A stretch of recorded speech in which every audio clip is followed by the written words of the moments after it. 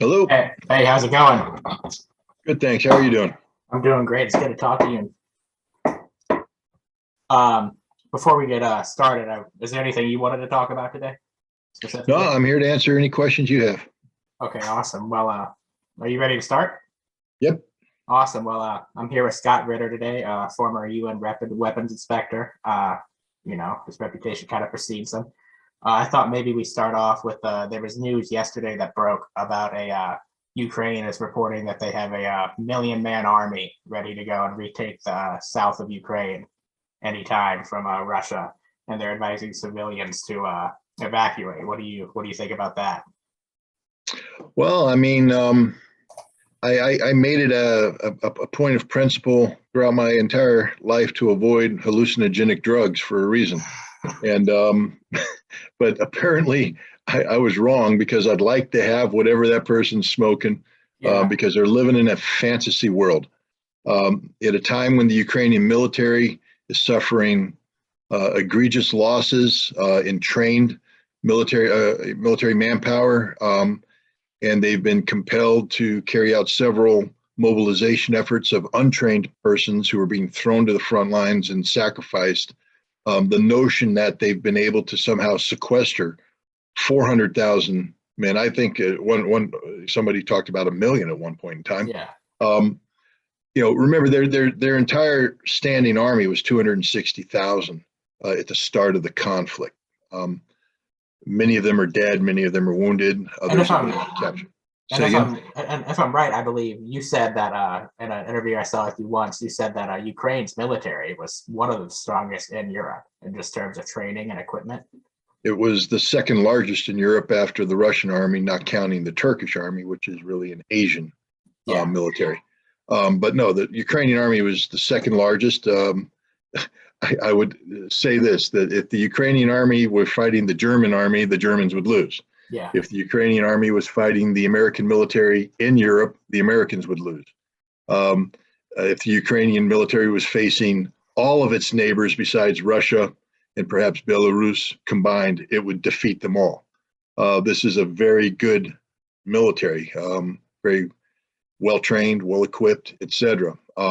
But they're losing, and they're losing badly to the Russians. And the notion that they've somehow been able to sequester away sufficient manpower, doubling the trained manpower they had prior to the war, and they've been able to equip them with modern weaponry. Again, they're talking about Western weaponry, so weaponry that they're not familiar with that would require extensive training to use. It's just pure fantasy. I think it shows the extent of the desperation of the Ukrainian leadership that they have to concoct such fiction in order to improve morale at home because they can't tell the Ukrainian people the truth about what's happening, which is they're getting their butts kicked. Yeah. Now there was recent talk about them starting to conscript women even to fight. Do you You think know, that's something? I saw that. I have to, I always take a step back. There's a lot of disinformation going on Yeah, out there, and on both sides. And the we'll see. I mean, it's not impossible. I don't believe they would be conscripting women to fight on the front lines. I think if they ever did conscript women, it would be to get them to serve in non-combatant positions, freeing up able-bodied men who are currently serving in those positions to serve on the front line. But again, I'm withholding final comment on that because I have not been able to confirm that in fact is the case. now, how much of Ukraine's, best fighters do you think are still remaining? Like now, people said the Azov battalion was some of their best fighters, and there's a Marine brigade. I forget the exact name of their brigade. I'm not sure if that's the right word, but how much of their top fighters do you think are remaining? First of all, we call the Azov their top fighters. I would take umbrage with that. I would say that they were some of their most politically indoctrinated right wing fanatics, and that fanaticism in combat sometimes has a force multiplying effect. But to compare and contrast the Azov battalion or regiment fighters with the 36th Marine Brigade, which was the brigade that was at that was in Mariupol. I think the Marines would kick their butts hands down every time they fought. But Azov got a lot of attention, a lot of publicity. They're very good at terrorizing civilians. They're very good at that. That was their specialty. Their specialty was not fighting Russian soldiers. Their specialty was spreading terror among Russian civilians. So they got their due. I will never shed a tear for any member of the Azov regiment. The 36th Marine Brigade, tough fighters. They're gone. They don't exist anymore. And that's the case with the vast majority of Ukraine's best units, and they had some very good units. Recently, the head of their Special Forces Command, or a Special Forces unit within the command, was talking. He said, before the war, his unit was 100% professional soldiers, some of the best. And they had trained with NATO, they had participated in NATO exercises, and they were given high scores across the board. He said 80% of them are either dead, wounded, or incapacitated. 80%. Wow. And that the people that have replaced them have no training, no experience. And yet they're being tasked with the same missions. You can't carry out those missions with poorly trained troops. The same holds for everything from your standard armored brigade to your mechanized infantry brigades to artillery units. While they may not have suffered 80% casualties, I would venture to say that the majority of them suffered close to 50% or greater casualties, and they're being replaced with untrained personnel.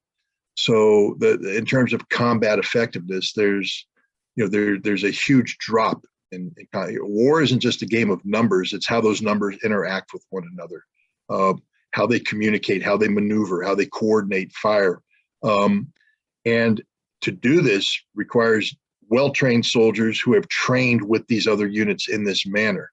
And when you wipe them off the face of the earth and replace them with untrained soldiers who don't know how to operate themselves, let alone coordinate with units to their left and their right, overall combat efficiency plummets. It's not just like saying, well, they suffered 50% casualty rates, so they've lost 50% combat effectiveness. I'd say no, they've suffered 50% casualty rates, they've lost 80 to 90% combat effectiveness. Because they don't know how to fight, they don't know how to coordinate. All they know how to do is stay in a trench and get killed when artillery rains down on them. Now that's something I wanted to touch on is the U.S. and NATO countries. They're sending all these weapons like Javelin tank missiles and recently Highmars, but this war seems to be an artillery war, right? So were these anti-tank missiles like the Javelin and the NLAWs, will those in any way even make a difference? Well, I think early on we saw that they did have an impact when in the early phases where Russian columns were trying to advance rapidly into Ukraine, outstripping their fire support. You didn't have pre-planned fire missions. They were susceptible to ambushes, carried out by infantry armed with Javelin and NLAWs. And in many cases, those weapons functioned as intended, and they destroyed a lot of Russian tanks, a lot of Russian armored vehicles, and killed a lot of Russians. So we should never pretend that these weapons aren't dangerous. They are. What we do have to realize, though, is that many of the Javelins that were sent were older versions that didn't function properly. And that, the myth of one shot, one kill is just that, a myth. The Russian tanks were taking, 5, 6, 7, 8 hits from a Javelin. And keeping going because the warheads are old. Yeah. The same thing with the NLAWs. And then later on, again, initially the Javelins were fielded by troops trained on their use, knew how to use them. Now they're being handed to troops that don't have any idea how to use them. There's anecdotal stories of Ukrainians having to Google how to fire a Javelin. Even then it doesn't work. And so oftentimes the Ukrainians just abandon these weapons because they don't know how to use them. They don't know how to make them work. And it's a death trap to expose yourself to fire a weapon system like this. A Javelin that works in the hands of well-trained infantry will still kill a Russian tank. And the Russians, I think, respect that because they're still losing tanks to Javelins. But now this war has taken on a more fixed nature, meaning that the Ukrainians are in well-defined defensive positions, and the Russians are able to bring to bear pre-planned fire support missions of massed artillery, and it's having a devastating effect on the Ukrainians. Yeah, and I wanted to talk about the Highmars that the U.S. has been sending. They're supposed to, so they're calling them, the game changer weapon. What do you think about that? Do you think that they're let's just start off that Highmars is an impressive system.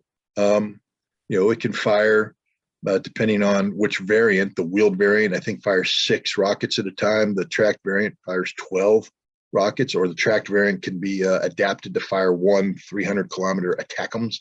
The Ukrainians, to the best of my knowledge, have not been given the ATACMS capability, so they're limited to the ammunition that they've been provided. I think it allows them to reach out to around 70 kilometers and touch the enemy, accurately so. So if you get hit by a Highmars, you're probably going to die.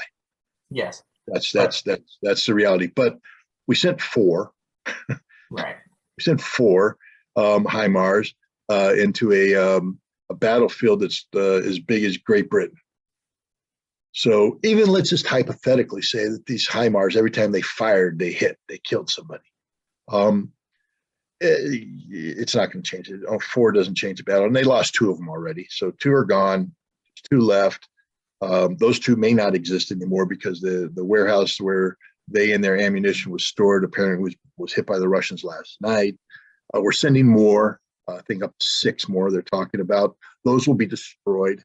The Highmars is not a game changer in terms of altering the outcome on the battlefield for the Ukrainian military. It is a game changer politically because, as with all the other weapons they receive, Ukraine will pay a political cost for continuing to receive modern Western weaponry. When you kill a Russian soldier, there is a price to be paid, and that price is going to be measured in territory. If the Russians shed blood for territory, and that blood was shed by Western weapons brought into Ukraine, then wherever that Russian blood is spilled, I think will become a permanent part of Russia. That's not Putin speaking, that's just my speculation. But I can't imagine Russia surrendering territory where Russian blood has been shed back to the Ukrainian government. And furthermore, I don't imagine the Ukrainian government's going to survive this fight. Yeah. They've already proven themselves to be a nation that's willing to sacrifice its people in support of a cause that is, fundamentally unsupportable. When you have your national hero, the George Washington, so to speak, of Ukraine, being personified by the person of Stepan Bandera, one of the world's worst human beings, a man personally responsible for the deaths of hundreds of thousands of Jews, Poles, and Russians, a man who fought alongside Adolf Hitler, a man who encouraged notions of Aryan supremacy, racial supremacy, called the Poles subhumans, called the Russians subhumans, called the Jews subhumans. And this ideology lives today in Ukraine, sponsored by the Ukrainian parliament, who elevated him to this heroic status, and sustained by a Ukrainian president, a Jew nonetheless, who allows this to continue. This is a nation that cannot be allowed to exist. Cannot be allowed to exist. 100%. Zelinski, though, when he ran for president, I'm not 100% sure what year it was, but he ran on a position of a kind of a peace platform. He talked about ending the attacks in Donetsk and Lugansk, and he talked about doing things like that. And then there's actually, I'm sure you've seen the video where he went and he confronted one of the leaders of I believe the Azov battalion, and he's saying, "I'm telling you, I'm the president, and I'm ordering you to stand down." And the Azov commander essentially just blew him off, like he wasn't serious. So my question is Zelensky even in power there, or is it more the Azov and the extremist elements supported by the CIA that are really in power? Ukraine has never been a functioning democracy after 2014. When you empower violently empower the political right, the right sector, Sloboda, and then eventually it becomes the Azov Regiment and other neo-Nazi affiliated units. They're able to leverage this this violent empowerment to a degree that far exceeds the number of votes they get in actual elections. Everybody says, well, they're just a small part of the overall election. Well, no, they yes, except that like the brown shirts of Adolf Hitler, they intimidate people and they bully people, and they now have seized the levers of control. They control the Interior Ministry. They have a heavy presence in the Defense Ministry. They control the police.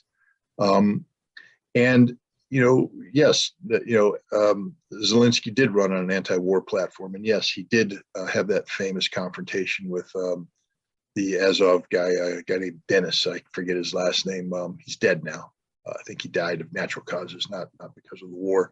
But he also is on record in 2019 talking about how we're going to fight them all, how we're going to retake Crimea, how we're going to retake the Donbass. 2019, at a time when he's supposed to be talking about how to implement the Minsk Accords. Instead, he's talking about going to war against Russia. So Zelensky is a complicated person. He's a man who never really had power, even though he won the presidential election. He's been controlled by special interests ever since, economic, political. And he's a man who has allowed his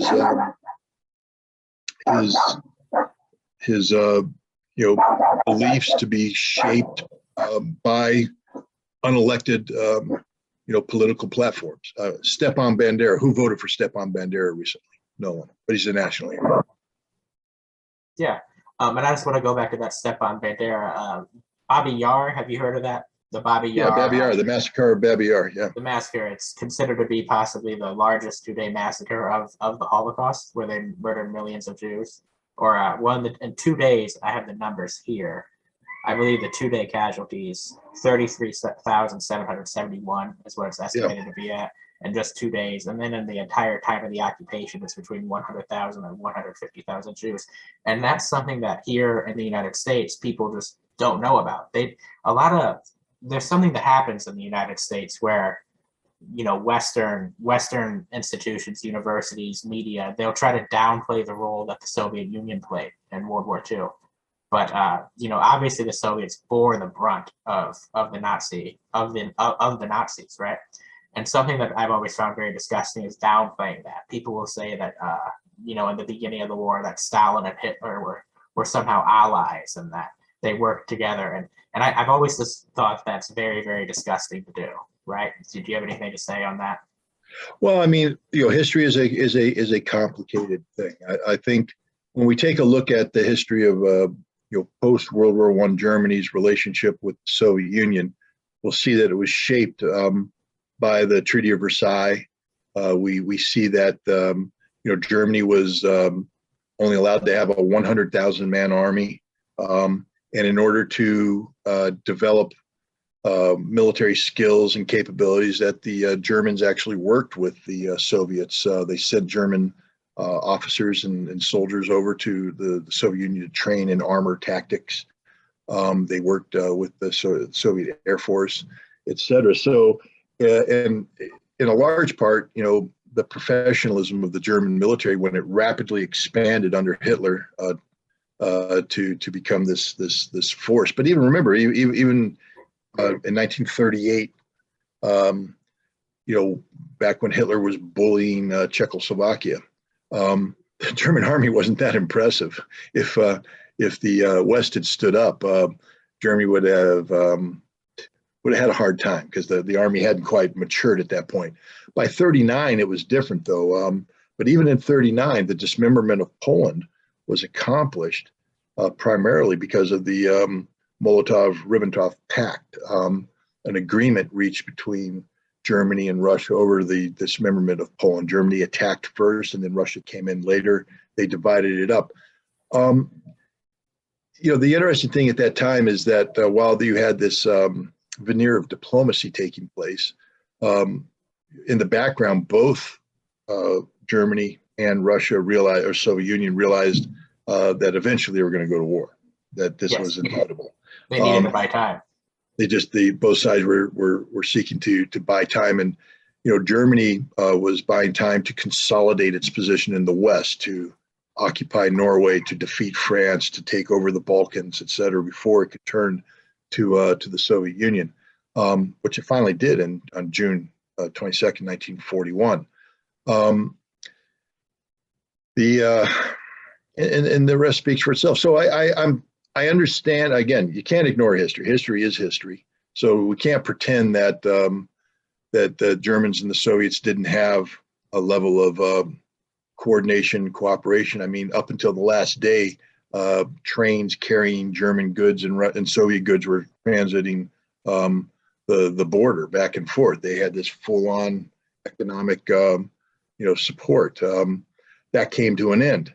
And then at that point in time, everything changes, because now Germany's fighting not just a war of conquest, but a war of annihilation. Their goal is, of course, to drive to the Volga River, to create Lebensraum, to depopulate Russia, to slaughter the Slavs. Any surviving Slavs would be used as slave labor for the German Empire. Communism, if you were a commissar or anybody affiliated with the Communist Party, you were shot on sight.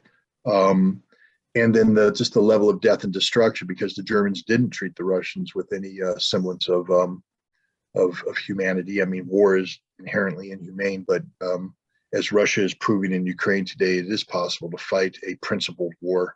And in Syria. Absolutely, fight a principled conflict that seeks to minimize civilian losses. The Germans didn't do that in the Soviet Union, and as a result, anywhere from 27 to 32 million, depending on whose numbers you use, people died.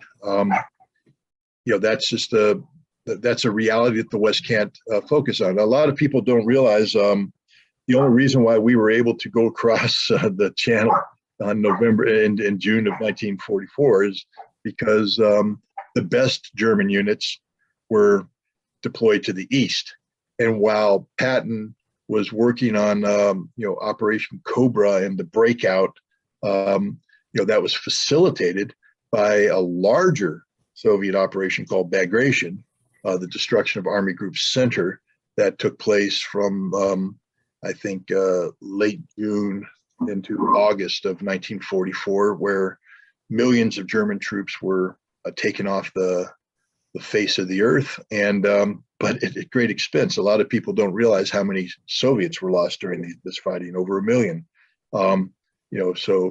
This was heavy fighting, bloody fighting, brutal fighting of a nature that we never experienced in World War II. I'm sure Americans can point to one or two battles, but even for instance, the Battle of the Bulge, it just pales in comparison in terms of what the Germans and the Soviets faced on the Eastern Front. The artillery barrage, the concentration of forces, the rapidity of advance, and the wanton slaughter, just the slaughter of human life. Our casualties were so low compared to what the Russians and Germans were losing on the Eastern Front. That doesn't minimize. I don't want to minimize or do away with our contribution. No, we played a very critical part in this war. We provided lend-lease support to the Soviets. We did a strategic bombing campaign that was disruptive of the German war effort. We fought in North Africa. We fought in Italy, and then ultimately we landed in France, and we drove. And the Germans had to divert resources to us as well, but the amount of resources that the Germans had to deploy on the Russian front in the east, it easily outpaced what we were confronting by I think 6 to 1. So yeah, I'm not 100% sure of the numbers, but I believe on the Eastern Front, the Allies, the Americans, the British, and like the French, they faced something like 20 German divisions between them. And the Russians were facing like 120 or 140.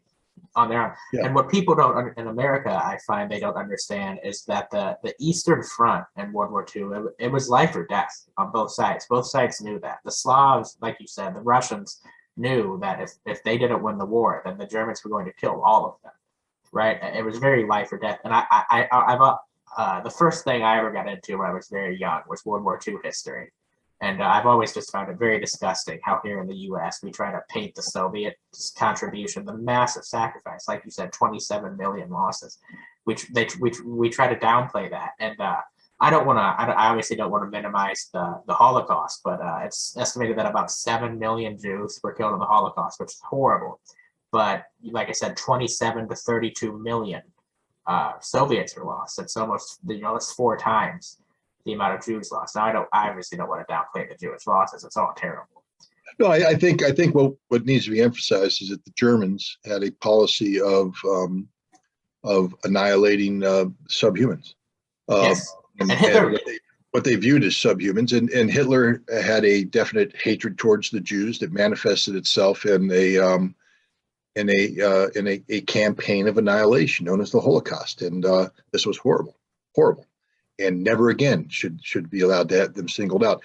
But ask the people of Poland how many Poles were singled out by the non-Jewish Poles were singled out by the Germans.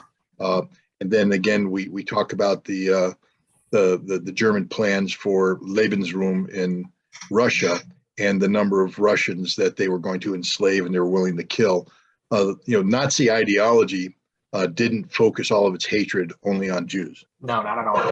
They focused their hatred on a number of races and categories of people, among which were the Jews, and the Jews suffered egregiously and should never be minimized. But it was part and parcel of a larger conflict that, where the Germans were focused on, annihilating entire races of people, not just the Jews, but the Russians, the Poles, and other subhuman elements.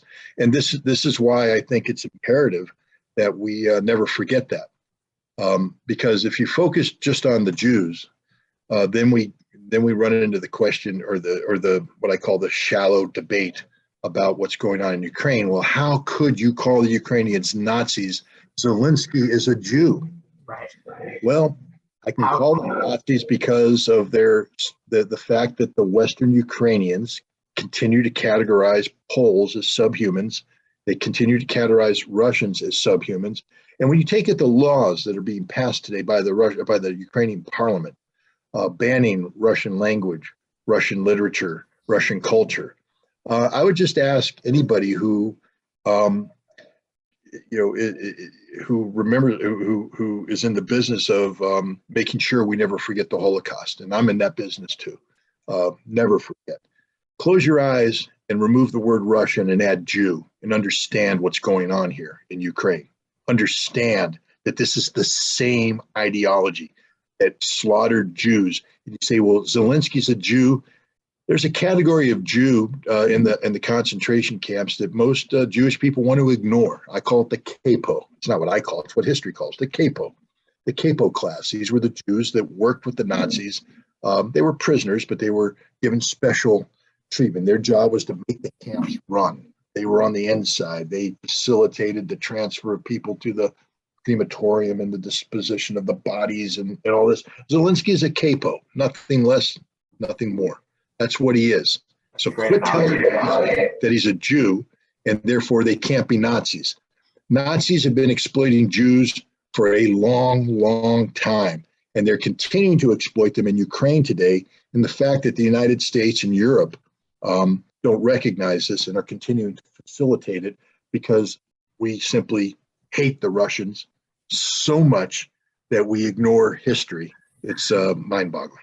Yes, a lot of them, all Americans know that Nazism and the Nazis were, anti-Jew and they wanted to kill the Jews. But another thing they don't realize is that Nazism was also inherently anti-Russian. If you read Mein Kampf, Hitler makes it clear that he viewed one of the number one enemies of the German people to be the Bolsheviks and to be the Slavs, like you were saying, yeah. And I just, that piece of history just no one talks about it in the U.S. because we're supposed to hate Russia even to the point that we're supposed to support Nazis. It's really disgusting. It really, really is. But I wanted to go back to something you were talking about. It's in my notes here. If you just give me 1 second. Yep. Yeah, it's about the. Sorry, I just have a lot of in the notes here.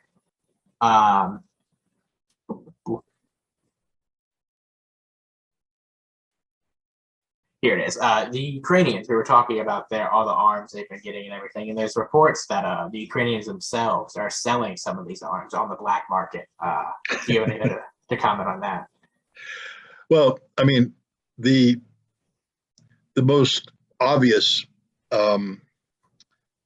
direction to take that question is to talk about the javelins, the in-laws, the stingers, the man-portable weapons, and some of the high-tech small arms, advanced NATO weaponry with advanced optics, the night vision gear that comes with it.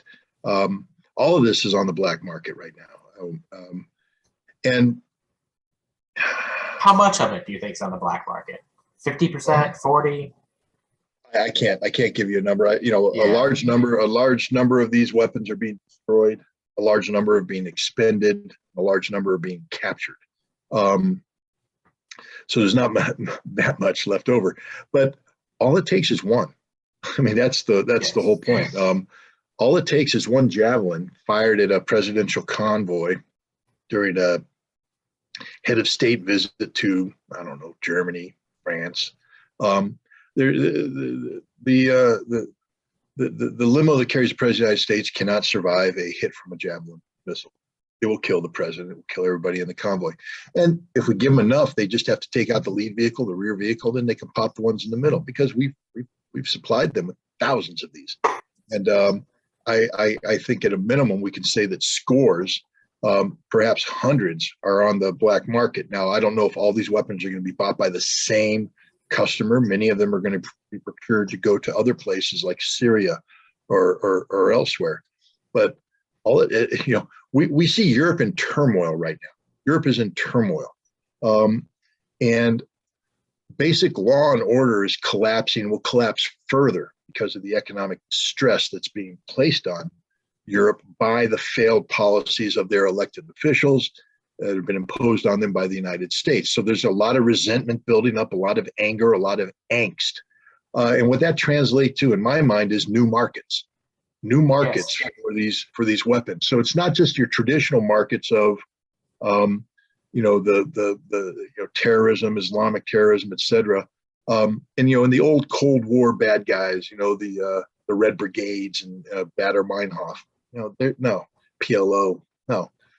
We're talking the new, maybe the Dutch farmers,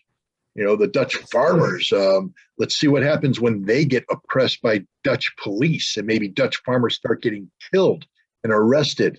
The anger that causes, maybe Dutch farmers will start to form a resistance that finds these weapons attractive. German workers, as their factories shut down, as their privileged lifestyle goes away and they're hungry and starving, maybe they'll form a resistance movement. We can see similar cases being made in Italy, where society is collapsing. Great Britain, wouldn't it be ironic if an in-law was used to kill the British Prime Minister? I'm not encouraging this. I don't want it to happen. But why in God's name would you flood the most corrupt nation on the planet with the most extensive black market connectivity with Europe and the rest of the world, flood them with weapons that are unaccountable? You just gave them away, with no sense of who they're going to, who signs for them, who's responsible for them, and what is the accounting mechanism. There should be a mechanism in place so that a weapon is issued. When the weapon is fired, the use of that weapon is reported back, and you can account for it and say, serial number, boom. They say, well, it's war. You know what? That's how we operate in war. Ukrainians aren't a missile militia. It's not the Boy Scouts. This was the second largest army in Europe with a sophisticated chain of command and logistic structure. They were more than capable of, accounting for these weapons. But we just gave them away. Same thing, Stinger missiles. Well, I mean, really? Do Does anybody feel safe flying into Europe today? No. I would. I mean, I would take the most indirect route imaginable. The day of me flying into Frankfurt is over. I'm not landing in Frankfurt. Why? Because there's probably a Stinger missile somewhere around the Frankfurt vicinity that's going to shoot down my airplane eventually.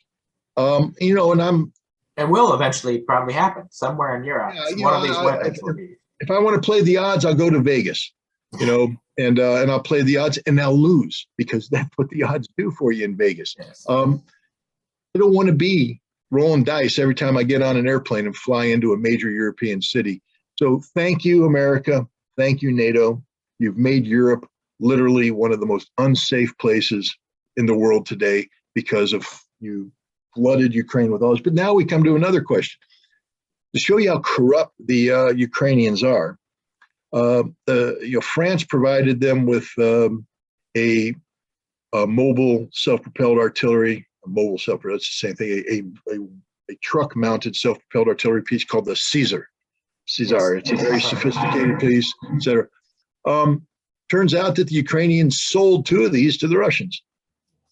Sold them. They said, "Hey, here you go." And so that's why, the United States is doing some very, very interesting things with the Highmars.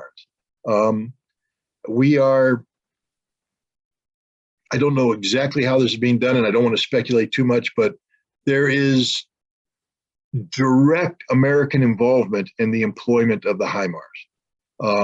While we may not be on the ground, I believe that we are connected using some tablets, and we have American fire support personnel coordinating with the Ukrainian fire support personnel on the utilization of the Highmars and the location of the Highmars and where the Highmars spends the night in an effort to A, increase survivability, B, increase lethality, and C, to keep the Ukrainians from selling the Highmars to the Russians.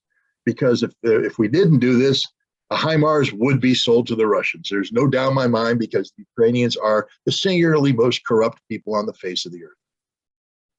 Now, there was recently a report that some Russian hacker groups were able to hack Ukrainian military intelligence HQ. And they found that, reportedly, the Americans have been supplying Kiev with radar data as well as satellite images for targeting purposes, including the territory of Russia. So my question here is, at what point would Russia consider the U.S. or NATO to be directly involved in the war? Because if you ask me, they are directly involved in the war. Well, I don't think there's any question the Russians consider the U.S. and NATO to be directly involved in the war. So here's the thing with the Russians. We're dealing with a mature nation state with a very mature, stable leadership that is not under the kind of artificial pressures brought on by domestic politics that say exist in the United States and in Europe, where Joe Biden must be seen as doing X, Y, and Z, or else he'd be perceived as weak moving into the midterms, Putin doesn't care about an election because he's not facing an electoral. He's running 86% popularity rating, probably higher at this point. From the Russian perspective, they're winning the war. Everything the United States and NATO is doing is failing. So the last thing you'd want to do is change the algorithm that currently exists, that no matter what numbers you run through it, ends up with a ticket coming out that says Russia wins. So they're not going to now. So what I'm getting at is, would Russia be justified in shooting out of the sky every American reconnaissance satellite? Yes, because the Americans are committing an act of war on a daily basis against Russia. Well, so it is an act of war. Yeah, but Russia's not going to, by doing that, there will be cause and effect outcomes that maybe change the political calculus in the United States and NATO regarding increasing military support, up to including perhaps U.S. boots on the ground in Western Ukraine. Now the algorithm that spits out the ticket that says Russia wins might come back and say stalemate. That's the same thing as Russia loses. A stalemate is Russia loses. So Russia, I don't believe, is going to do anything precipitous, even though they would be justified. They would be justified to shoot down every American satellite. The next time an RC-135 collects SIGINT data and transmits it to a ground station that transmits it to Ukrainian forces unfiltered, it should be shot out of the sky, but it won't be, because the Russians are mature. The Russians have a big picture outlook. And again, right now, the supercomputer that's running the military math, no matter what numbers you put in, the end result is the same. Russia wins, Russia wins, Russia wins. So they're not going to change that. It seems to me that the Russians, or I'm sorry, the Americans, what they're doing is they're testing the waters. They start off by sending javelins, sending NLAWs, then they step it up to Highmars. It seems like they're testing the waters to see what Russia will allow. At what point will Russia take action and start shooting down NATO satellites and NATO reconnaissance planes? And that's my question to you. At what point do you think the Russians are saying we can no longer handle this? Is it fighter jets? Would NATO transferring fighters to Ukraine be the straw that brings the camel's back? Or I disagree slightly here. Rather than well thought out policy, where you have an analyst saying, okay, we're going to start this conflict by going in slow, give some javelins, some in-laws. Then we're going to sit back and we're going to evaluate. Then we're going to up it up a little bit. We're going to give them some counter battery radars. Then we're going to slowly bring in the M777s. Then Highmars. How are we doing? You're giving the West far too much credit. It's not happening.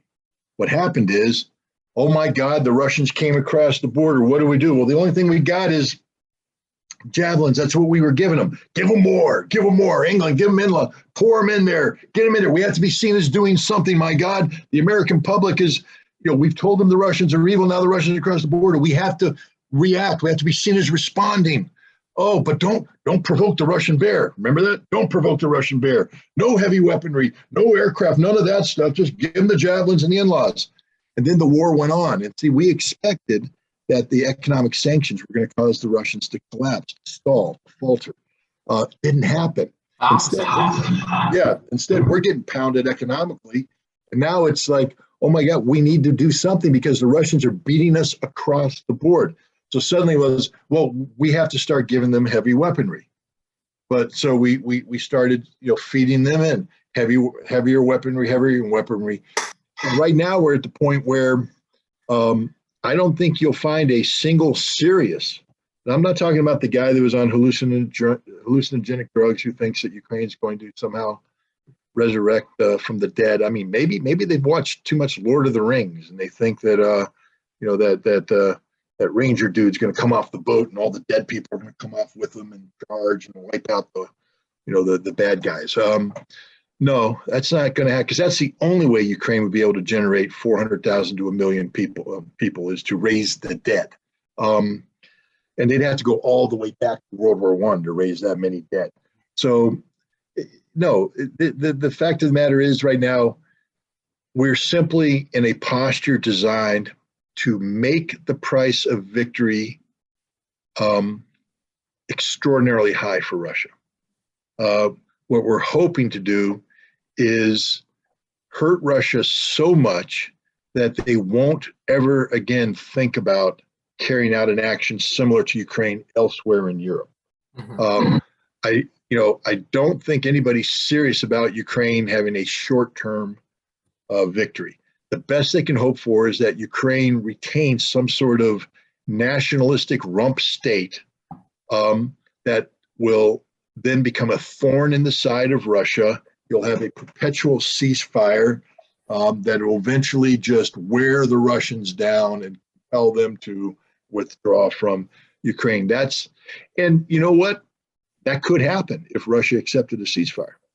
That's why I said the Russians stopping their assault and allowing the government Ukraine to continue to exist in its current iteration, allowing the Ukrainian military equipped with Western weapons to continue to exist is a Russian defeat, because in the long term, Russia will lose that fight. Russia needs to, and again, this is the direct consequence of the decision to provide Ukraine with these weapons. We have basically killed the Ukrainian nation. I don't believe when this conflict is over, you're going to recognize what is called Ukraine as being what we're calling Ukraine today. There'll be two 100% different things, physically, politically, etc. And that's because of what the West has done. That wasn't Russia's intent going in. Russia didn't enter this conflict to destroy Ukraine. They entered this conflict to destroy Nazi ideology, to destroy a NATO military, and to keep Ukraine neutral.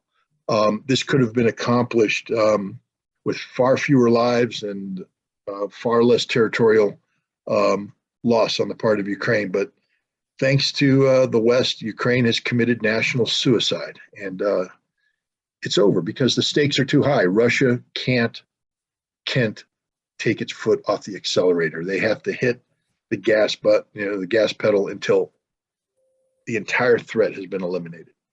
Yeah, you pretty much just answered my next question, and that was, the West is making it harder and harder on Ukraine by pouring in more arms. So the more arms they pour into Ukraine, the less and less there of a Ukraine there's going to be at the end of this conflict. Would you agree with that? Yeah, I think that's 100% certain. Like I said, I don't believe, Denis Pushilin, who is the president of the Donetsk People's Republic, spoke at the St. Petersburg Economic Forum a couple of weeks ago in Russia, on Russian TV, at a forum that's organized by the Russian president.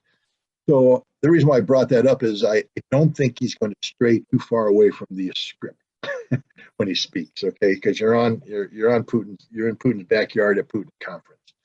And he said a couple things that were interesting. One, that he expected the special military operation to last until the end of the year. So anybody who thinks that Russia's pushing for the quick victory, think again. Two, that he didn't think the Ukrainian state would survive, and he didn't think Zelinski would survive. So if he's speculating about that, that tells me that he's probably privy to some policy discussions taking place in the immediate inner circle of President Putin about the future of Ukraine. And the future of Ukraine is not a bright future. It's a dire future. For sure. So recently, the Lugansk People's Republic was completely liberated, and it appears that the Russians now wish to do the same with Donetsk. So my question is, after they liberate the Donetsk People's Republic as well, what do you think their next move after that is? Is it Kharkov? Is it Odessa? Well, those are physical objectives. Remember, the only stated physical objective was the liberation of Donbass.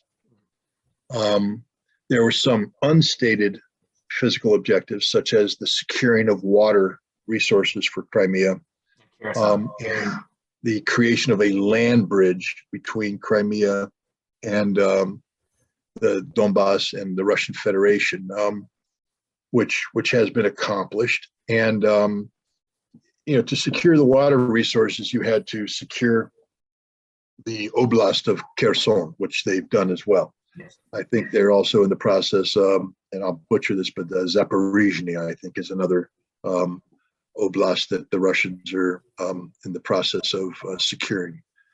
And there's been some talk that these two oblasts will never be returned to Ukraine, that they're going to be Russia forever and ever and ever. I believe, I'm sorry to cut you off, but I believe that Kherson already has a referendum scheduled for the next they do. months. They've put it off a couple times, but I think the most current date's sometime in October. Mm-hmm. My memory is right, but we'll see what happens. The bottom line is it's just not going back to Ukraine. I mean, that's not going to happen. The thing is, once you secure the Donbass borders, as Denis Pushilin said, you're not safe, because NATO has provided Ukraine with weaponry now that can be fired from Ukrainian positions outside of the Donbass into Donbass territory. So at a minimum, they're going to have to take territory that creates a physical buffer that makes it impossible for any of the weapons provided by NATO to reach Donbass territory. That means Kharkov probably is going to have to fall, Dnipropetrovsk probably have to fall. And then we have the other issue of Transnistria, the pro-Russian enclave on the eastern border of Moldova. Can Russia afford to leave 500,000 pro-Russian people isolated, surrounded by a hostile Ukraine, a hostile Moldova, potential Romanian intervention? Aren't you just setting yourself up for a future conflict? And it's harder, to stop this conflict than to gin up and re-go. It's easier just to keep this baby rolling. Can Russia really leave Odessa in the hands of the Ukrainians after what they did in May of 2014, stuffing 150 ethnic Russians into the trade union building, setting on fire, killing nearly 50 of them, allowing the Nazis to run rampant through the streets, terrorizing the Russian citizens? Vladimir Putin, when he first became president, made a statement. A lot of people have focused on it. He said that the greatest geopolitical tragedy of the last century was the collapse of the Soviet Union, something to that effect. And everybody stops there and says, oh, see, the man just wants to bring the Soviet Union back. They never listened to the rest of the statement, which is because overnight, tens of millions of Russians became homeless. And he is the president of all Russians, not just Russia, all Russians. And he is obligated to protect them, to defend them. So I don't believe that the president of all Russians can allow Odessa, a Russian city, to continue to be governed by a Ukrainian government whose parliament is passing laws on a daily basis that ban the Russian language, ban the Russian culture, ban Russian literature. So I don't see this conflict ending until vast swaths of Ukrainian territory have been occupied by the Russians. I don't believe the Russians intend to occupy Kiev, but I do believe that they intend to overthrow the Zelinski government and replace it with a government that will dissolve the current parliament, end the current constitution, and put in place a new constitution which guarantees neutrality. It guarantees the rights to all Russians. It also bans right-wing ideology. It makes illegal the worship of Stepan Bandera. Hopefully, it results in every Bandera statue having high explosives attached to it and blown up. And what do you do with the practitioners of Banderism? These politicians that are members of the right sector and Sloboda and other organizations. You just let them go back into society? Do you arrest them? Do you re-educate them? Do you execute them? These are tough questions, best answered by a Ukrainian government that is committed to purging the disease of Banderism from Ukraine. It'd be more difficult for Russia to do this by occupying all of Ukraine. So Russia will do what it has to do. We've been told over and over again by the Russians that denazification means just that, denazification. Well, you can't denazify as long as you have a constitution in place that recognizes Stepan Bandera as the national hero of Ukraine. You can't denazify as long as you have political parties that embrace Banderism. They must be eliminated. The constitution must be changed. You can't demilitarize so long as you have a Ukrainian military in place that has links with NATO. I mean, NATO needs to understand that every time they send weapons, every time they train a Ukrainian soldier, they are guaranteeing the ultimate demise of the totality of the Ukrainian military. And that is what's going to have to happen. The entire Ukrainian military is going to have to be dissolved. And that's what Putin said in the beginning. That's demilitarization. Yes. Yeah, that was his. He said that going in, their two goals were denazification and demilitarization, right. And I assume that they won't compromise on that. They want. Well, they've said that over and over again. I mean, every statement is we have our stated objectives, and the special military operation will not end until all the objectives are met. Yes. Yes. So I guess, do you think Russia stops at the Dnieper eventually? Do you think they eventually go for Odessa? Possibly. I've heard people speculate that in the winter they'll go for Odessa because Odessa still won't be cold. It won't be very cold in the winter, and it'll be the perfect time for an offensive on Odessa. What do you think about that? I think Russia takes Odessa when the conditions are conducive to Russia taking Odessa. One thing we've learned from this is that Russia operates on its own timetable. It doesn't care about the West. It doesn't care about politics. It doesn't, in Western politics, they don't have the same imperatives that we do. The only imperative that Russia has is to kill as many Ukrainian soldiers with the minimal amount of Russian losses. So you're not going to see any, I don't believe you're going to see any, World War II-like offenses and all that stuff. Because remember, while the victories were grand, the cost was great. Bagration cost, 1 million Russians their lives. There's only 160 to 200,000 Russian troops deployed to Ukraine right now. So I don't think the Russians have a system in place to defeat the Ukrainians piecemeal. As long as they maintain the pressure, Ukrainians can't change the outcome. All the Ukrainians can do right now is leave one defensive position, fall back on a newly constructed defensive position, where the Russians will repeat the same, tactics, forcing them to fall back to the next. And this is done at maximum loss to Ukrainians, minimum loss to the Russians, and this can't be changed. There's John Boyd is a famous colonel, U.S. Air Force colonel, fighter pilot, and his whole thing was, I can shoot you down in, I forget how many minutes, but 30-second Boyd, I think they called him. I could be wrong on that, but the idea was that in a head-to-head fight with you, he was going to initiate actions that would result with you being shot down. He called it the OODA loop, the observe, orient, decide, act. And the idea is to get inside your opponent's decision-making cycle so that you are determining the outcome. They are reacting to you, and you lead them to the path of their eventual demise. Russia is deeply inside the Ukrainian, NATO, and American OODA loop. We are reacting to Russia. Everything we do is reacting to Russia. And Russia is so far ahead of us that we're never able to catch up. And so Russia, I don't believe, is going to do anything that alters this, because the moment Russia pauses, the moment Russia hits the pause button, you allow everything to catch up. And now Russia will be reacting to them, to us. They don't want that. We do want that. So right now, Russia's got us on our back foot. We're going back. It's a bad thing in a boxing match to have your hands up and you're going back and the guy's just coming in hitting you. And that's what Russia's doing right now. They can't afford to let up. I don't believe they're going to let up.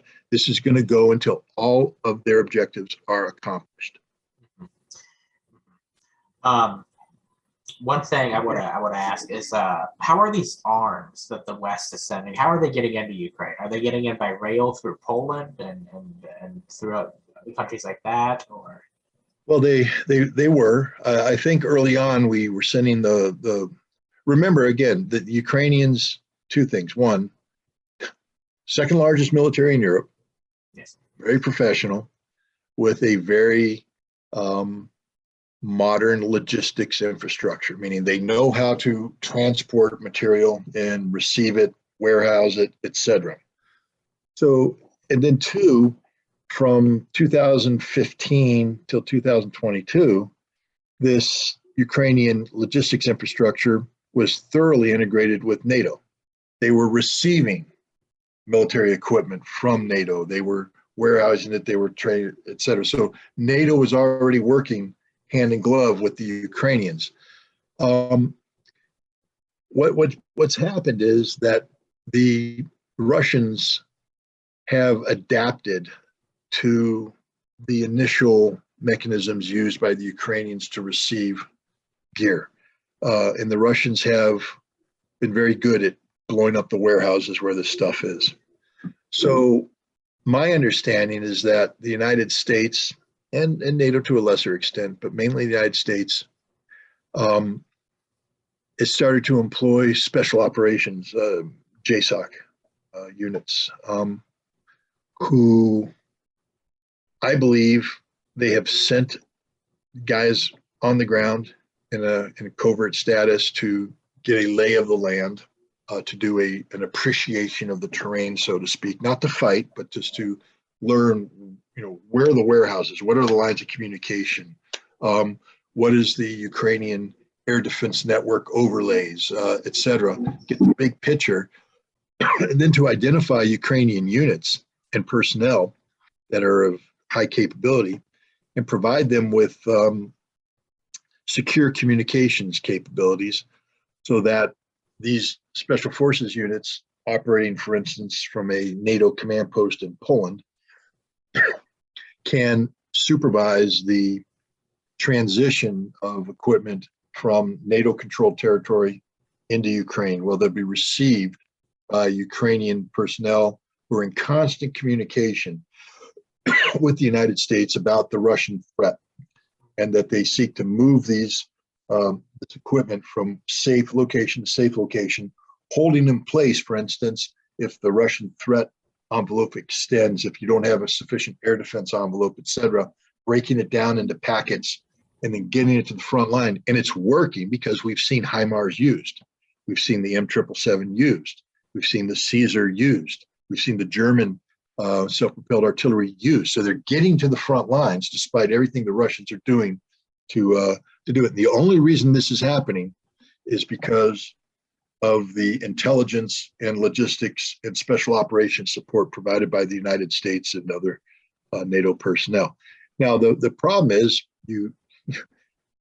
while this is successful, it's not perfect. The Russians are still picking off shipments here and there.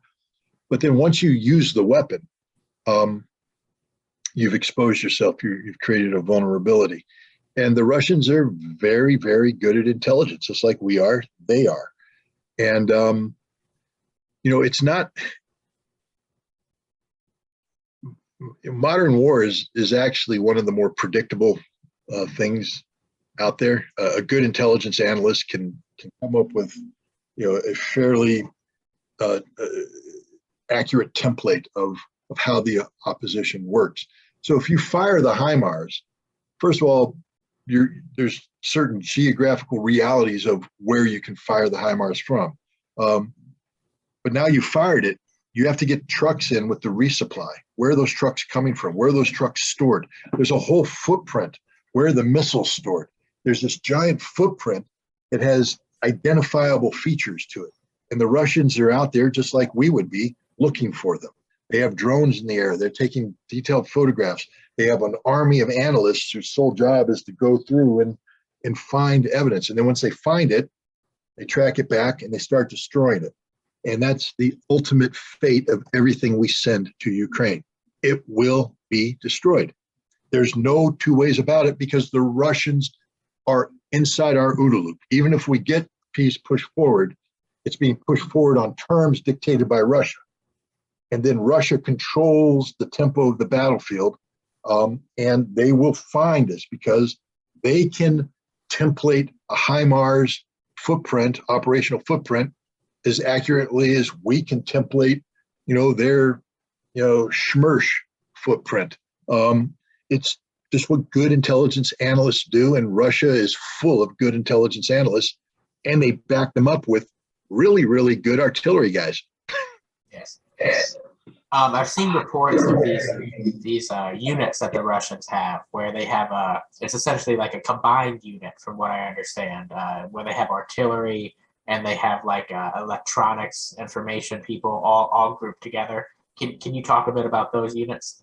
I think you're talking about the battalion tactical group or whatever, but basically it's a combined arms force built around a battalion-sized task force. It can be armor heavy, it can be mechanized infantry heavy. But we do the same thing in the United States. We will take a brigade and we'll either have two armor battalions with a mechanized, but even the armor battalion, we strip away a company here and we give it infantry, and then we'll put attachments on there. We'll give them electronic warfare capability. We'll bring in self-propelled artillery, or nowadays they bring in towed artillery. You'll have drone support brought in. So the idea is that you have this combined arms task force that can fight as an integral unit, thereby freeing themselves up from a command and control perspective from combat service support and combat support that would be provided by higher echelons. So the Russians have this,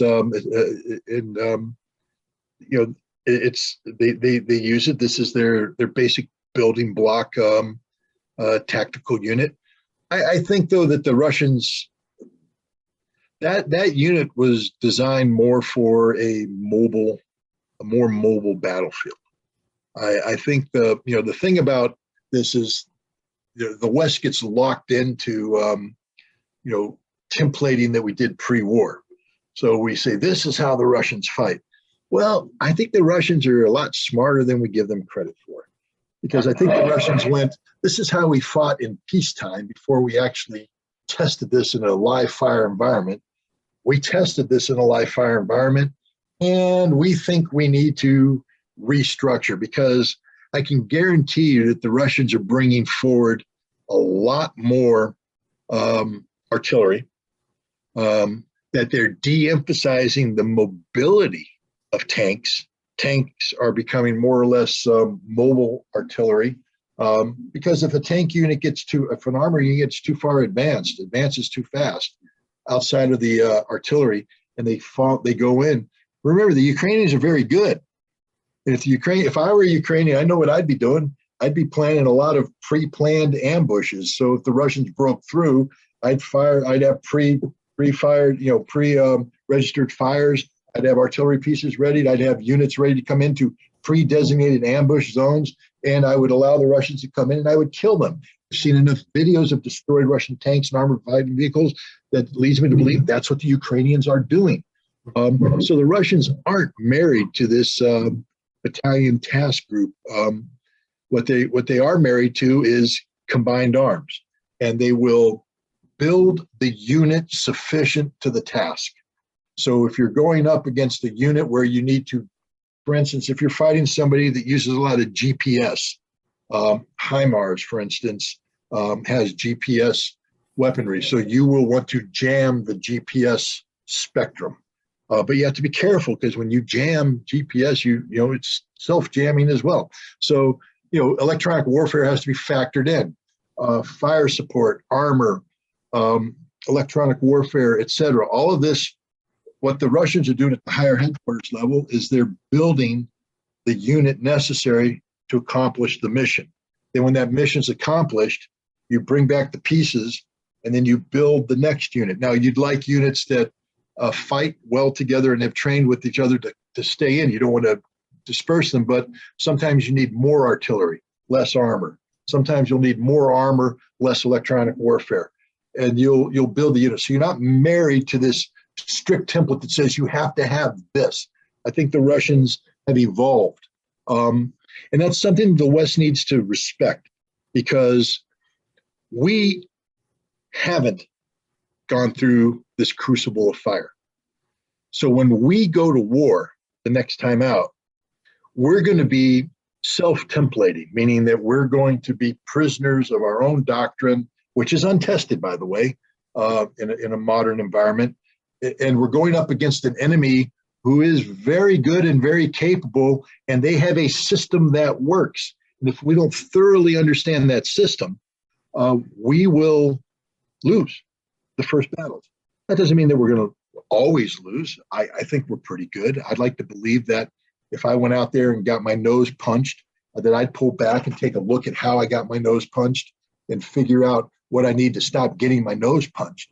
And if I have well-trained professionals, I can make those adaptations. I have confidence in the American military's ability to adapt. I have no confidence in NATO's ability to adapt. I have no confidence in the German military. I have no confidence in the Dutch military. The British military, very professional, very small. They can only get punched once. Then they're out for the count. There ain't another Brit coming forward. So I think NATO needs to be really, really careful about, provoking a fight with the Russian bear, because the Russians have perfected a system of war for large-scale ground combat in Europe that we don't understand. We're still talking about this battalion-sized task force. And what we're not realizing is that the Russians have, I think, a far more flexible approach to this than we give them credit for. And logistically speaking, it's far easier for the Russians to carry out a fight in Europe than it is for the Americans, right? Because I mean, Well, in theory, the short answer is yes. In theory, the United States and NATO have been operating under the unified, the principle of, interoperability, so that an American unit can, go to Romania and receive the same logistic support that it receives. That's in theory. In reality, no, can't happen. We are a prisoner to lengthy supply lines, lengthy logistical lines, and we're very vulnerable to having all of our eggs in one basket, so to speak. And the Russians have shown that they are pretty good at long-range precision strike. So, there's big problems with us. The Russians also, again, have perfected the. When you go to war, logistics runs operations. We talk about artillery being the king of war. If you think about it, the Russians, have been said by some sources of firing 60 to 75,000 rounds of artillery a day. During Desert Storm, the United States fired 60,000 rounds the entire conflict. wow. So in one day, they're doing what we did. And I remember I was in that war. I remember the buildup as we positioned our forces for the Hail Mary flank move, how we moved ammunition and resources out there in these ammo dumps so that the units would have logistics able to be pushed forward. That was a huge effort. The Russians, during the initial phases of their conflict, had some logistic problems. They outran logistics. Some of their logistics weren't. Theory met reality, and reality always wins.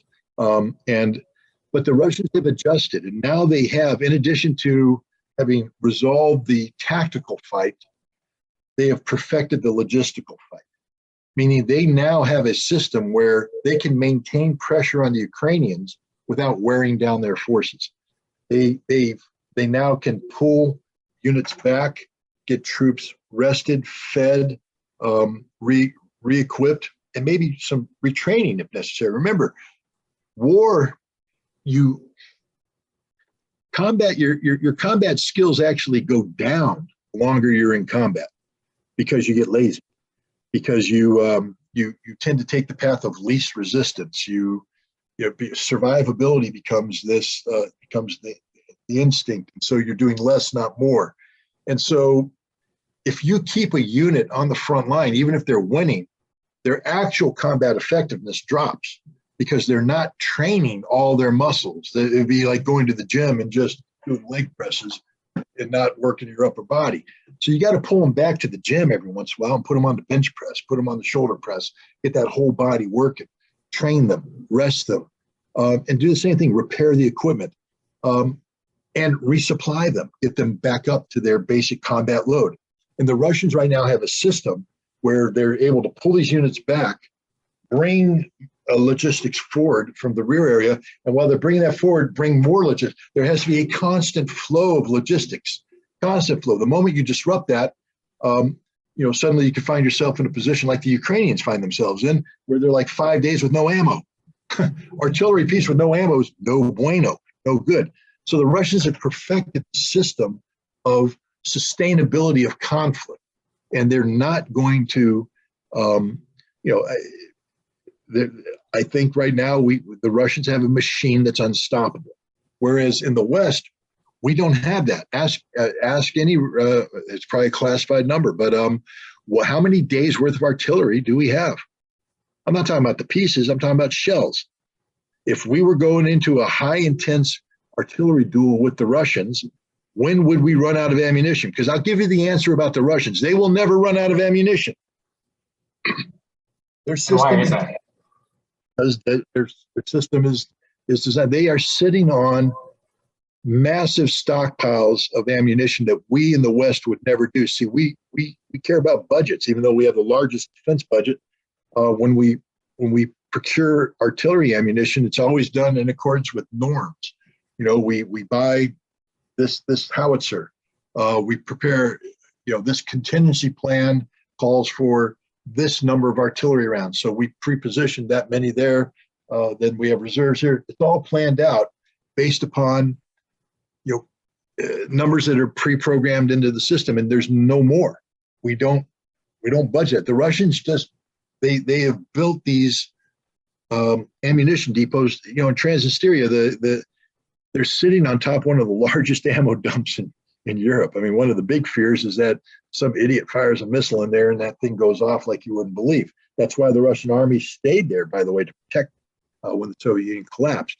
But that is repeated throughout the Russia. Many of these ammunition dumps date back to Soviet times. Maybe some of the ammunition's older, et cetera. The Russians don't care. They're just going to bring it in. They're going to fire it. But the Russians aren't crude. This isn't amateur hour.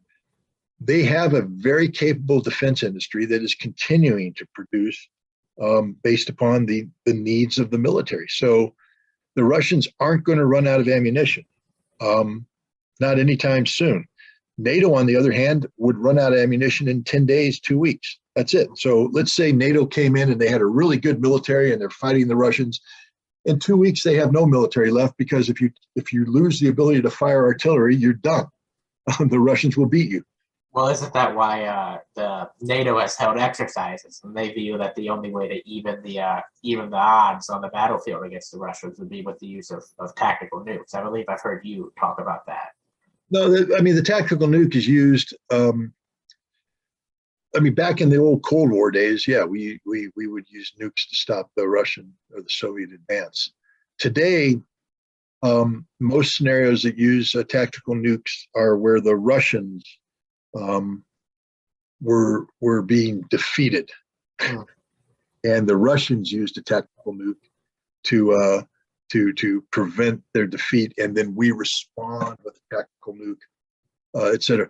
But you're right, because we would go back to Cold War. I mean, if the Russians fought the Poles, and let's say the Polish army committed, the bulk of its military into Western Ukraine, and there was a big punch out between the Russians and the Poles, and the Russians crushed them. Now there's nothing to stop the Russians from taking Warsaw. There might be a temptation to use a tactical nuke to signal to the Russians, not one step further. What we don't understand is that if we use that tactical nuke, all constraints are off, and what would be the response? Instantaneous global annihilation. Yeah. You think it would go to that immediately? Putin said so. I tend to believe the man. I mean, Now, when we talk about using nuclear weapons like that, what would be the targets, do you think? Would Russia target military installations? Would they target American cities, European cities? What would be the targets there? Well,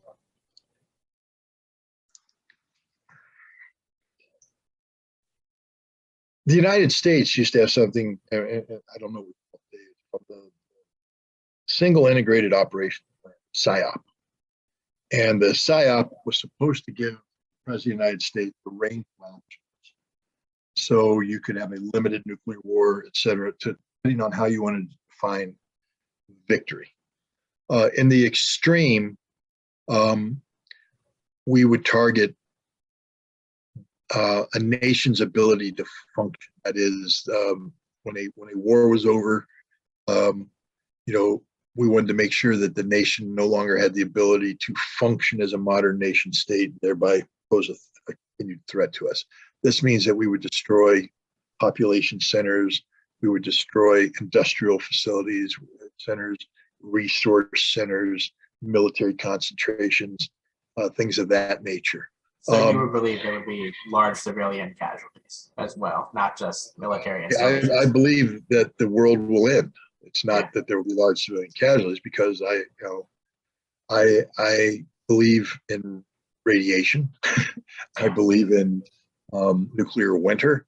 I believe in all of these things, and I think it's just the height of insanity for anybody to ever consider the use of nuclear weapons again. I agree. Under any circumstance. But say that, say the Americans or NATO, I think they're the only people crazy enough to use a nuclear weapon like that. say they use a tactical nuclear weapon and that provokes a Russian response, and an equal Russian response, do other nations join in at that point? If the United States and Russia enter into a nuclear conflict where they're actually using those nuclear weapons, does China step in, or does India, do the other nuclear powers step in? Well, I mean, at this point in time, I don't believe Russia responds with a single nuclear weapon. I mean, so that's I think it's a flawed hypothesis. I think if we used a nuclear weapon, Russia would respond with a total nuclear release, because nuclear deterrence only works if you're prepared to do what you threaten to do. Yeah. Russian nuclear deterrence collapses the moment they remember the OODA loop. Yes. All right. If Russia allows the United States to initiate, and then Russia responds small, then the U.S. now is in control. The U.S. is in control of the decision-making cycle, and Russia could lose a nuclear conflict, because at that point in time, maybe the U.S. has brought in its submarines close enough to the shore so that on a low trajectory, they can take out mobile missile bases, silos, etc. Maybe the U.S. will have been able to fire off a bunch of nuclear-capable cruise missiles that also take out things, so that the Russians now have a smaller amount of forces that are fired, but now we have air defense systems or missile defense systems that take out some of those, so that the actual impact of the Russian nuclear forces on our soil, yeah, we only lost Denver, we only lost Los Angeles, we only lost, Omaha. Not a big deal. It's only 40 million dead Americans. Hell, there's 320 million others. We can outlast us. We have national survival, as opposed to Russia now, which is incapable of national survival. And there are literally criminals who are paid to think this way, and they do. And I call them criminals because any person that can even contemplate this is a mass murderer and a psychopath, and should be removed from any position of power. So the Russians, rather than allow this to happen, have said, we fire everything, because they can't afford to let the United States get the advantage and carry out an effective first strike. This is why the Russians have something called the perimeter, the dead hand. It's basically a program. Let's say we successfully took out Vladimir Putin and his immediate command staff, and we fired the first strike against Russians. The dead hand measures seismic booms, radiation levels, tries to make contact with National Command Authority, and when it can't, it fires missiles that have that have communications capability, and they fly over Russian territory, initiating the launch sequences for all the missiles that'll be fired anyways. So anything that survives gets launched, and that's real. Now they've put out a submarine called the Poseidon.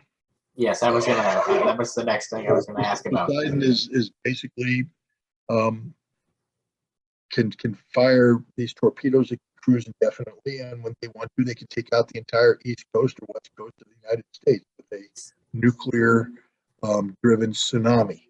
Yes. Yeah. So, why do these weapons exist? Why? I mean, if I were the president of the United States, I would turn to my people and say, "Stop madness."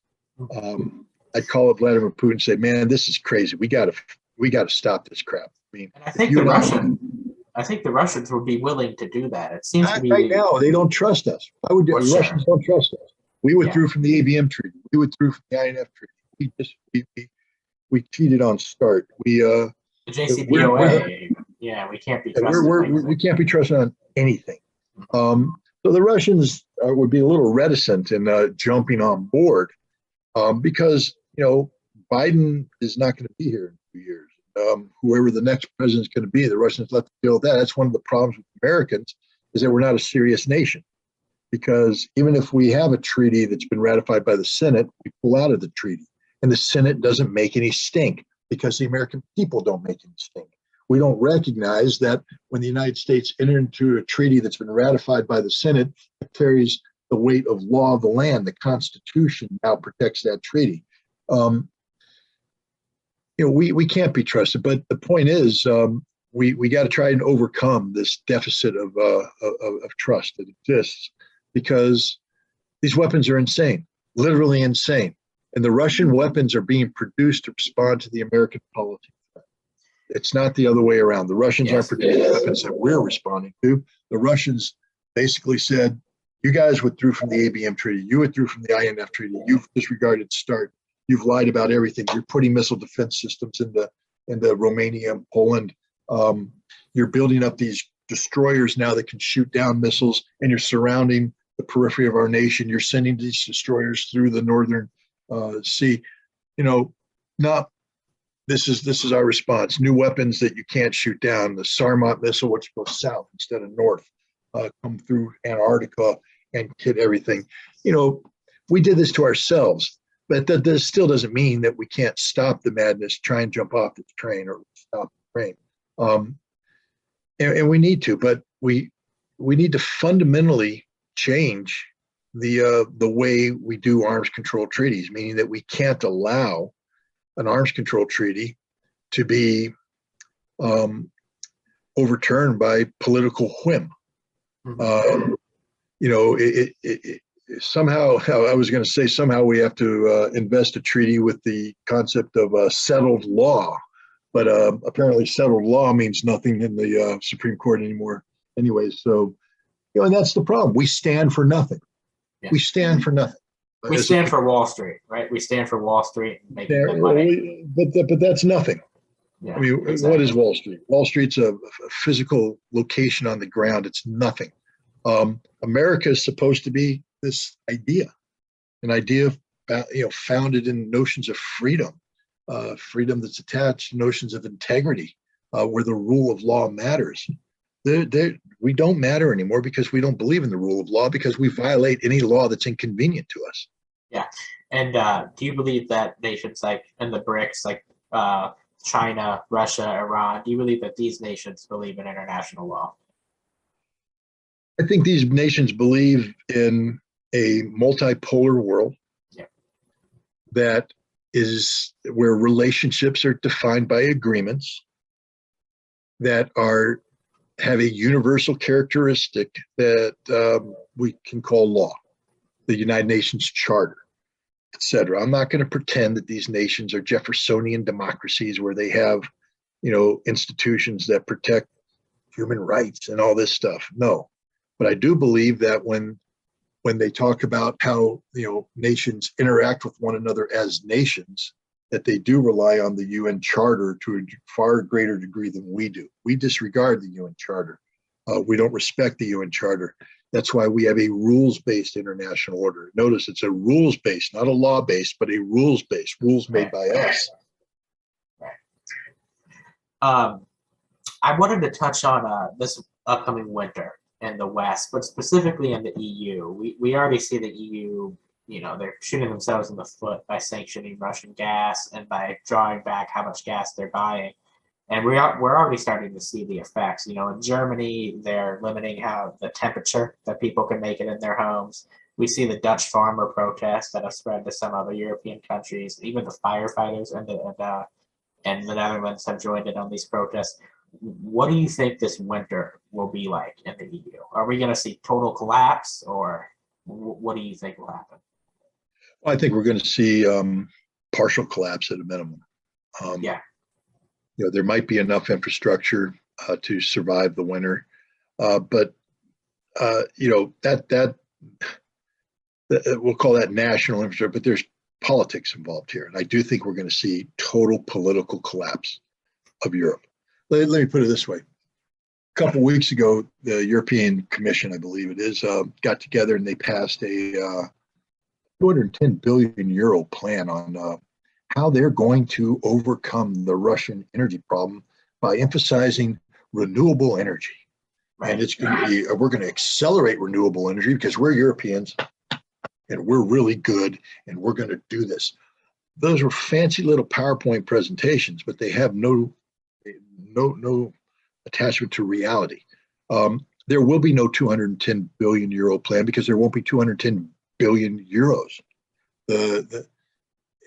Germany, one of the fundamental economies of of the Eurozone,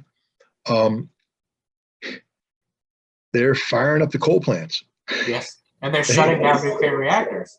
They already shut them down. Yeah, I mean, so they're doing that. Europe had to go back on some of their pie in the sky stuff, and I think they reclassified nuclear and gas energy as green energy now. It used to be that wasn't green energy. Green energy can only be the windmill and the solar plant, things that will never work on the. I mean, they not on a large scale. No, and at least not on a large scale as they're designed now. Yeah. So it's always pie in the sky, but now you're going to factor that in. You have European political elites that are so detached from reality. The European political elites can go to the five-star restaurants and be well fed, and they can be chauffeured to their home, and you can guarantee that they've got a diesel backup generator to keep the heat and to keep the air conditioning going. While the rest of Europe is being, what's going to happen is you're going to see a lot of mini Sri Lankas, where the people just say, the hell with this. When you put 1 million people in the streets and they rush Parliament, the Parliament stands no chance. We saw that on January 6th. It wasn't 1 million people. But we saw what happens when you get an angry crowd that rushes a political building. I'm not supporting it. I'm not defending it. The impetus for what happened on January 6th in America was purely political, meaning that it should never have happened. It was anti-constitutional, et cetera. And I have no sympathy for the people that rushed the building. However, if these were hungry people, these were people who were starving, these were people who were unemployed and unemployable because of the policies of Congress, my sympathies change suddenly because the system of government no longer is caring for the people. Government in the United States is of the people, by the people, for the people. When the people are abandoned, then the people, regardless of the election outcome, if they're abandoned, and trust me, Congress is a political elite, a ruling elite. So is the Senate. But in the United States, I don't think we're going to have that kind of crash yet. But Europe is going to crash and crash hard. And I think you're going to see governments in Italy, governments in the Netherlands, governments in Germany and elsewhere collapse. And when they collapse, whatever replaces them is going to have to enact policies which respond to the anger of the people. And this means that not only pie in the sky garbage about renewable energy is going to go out the window, but also these Russian sanctions are going to go out the window. And this ultimately is what Russia's playing for. I think the long Russian game is to let the West destroy itself economically. And in the end, the West will have to make adjustments. And I don't think, Russia's not looking to defeat Europe or occupy Europe. Russia wants what Russia wants, which is a restructured European security framework that pulls NATO's infrastructure back to 1997 levels. I'm sure Russia would love a stable and prosperous Europe that they could trade with, right? The reason why Russia is so strong right now is that they've divorced themselves from the West. Yes. The West is a toxic relationship. Yeah. They dumped their longtime girlfriend/wife, and they now have a nice Asian mistress who is taking care of their every need, and they have a nice home, they have good economy. Why would they go back to the embittered German spouse? Exactly. Yeah. So no, Europe cut its throat.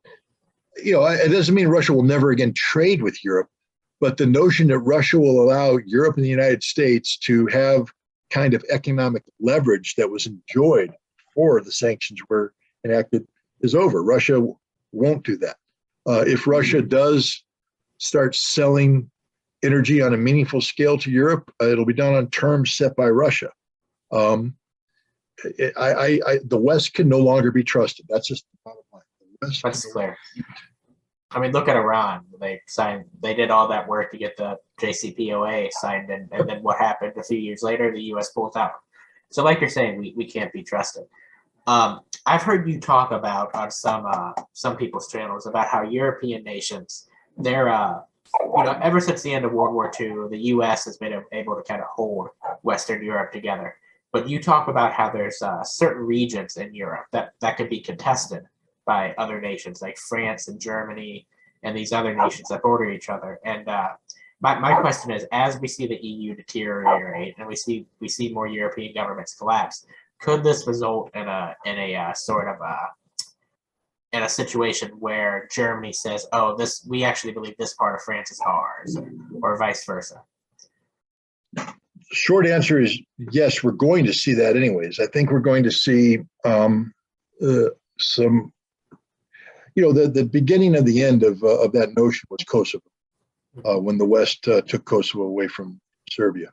And just unilaterally redrew the lines of the maps in violation of everything they claimed to stand for. Russia is now in the process of doing that to Ukraine. And Ukraine, this dismemberment of Ukraine is not over yet. What will Hungary make a move? Will Romania make a move? Will Poland make a move on Ukrainian territory to answer what they believed to be historical wrongs? And what do you believe the Russian response to that would be? It depends. I mean, I don't want to predict. I think Russia, Russia is.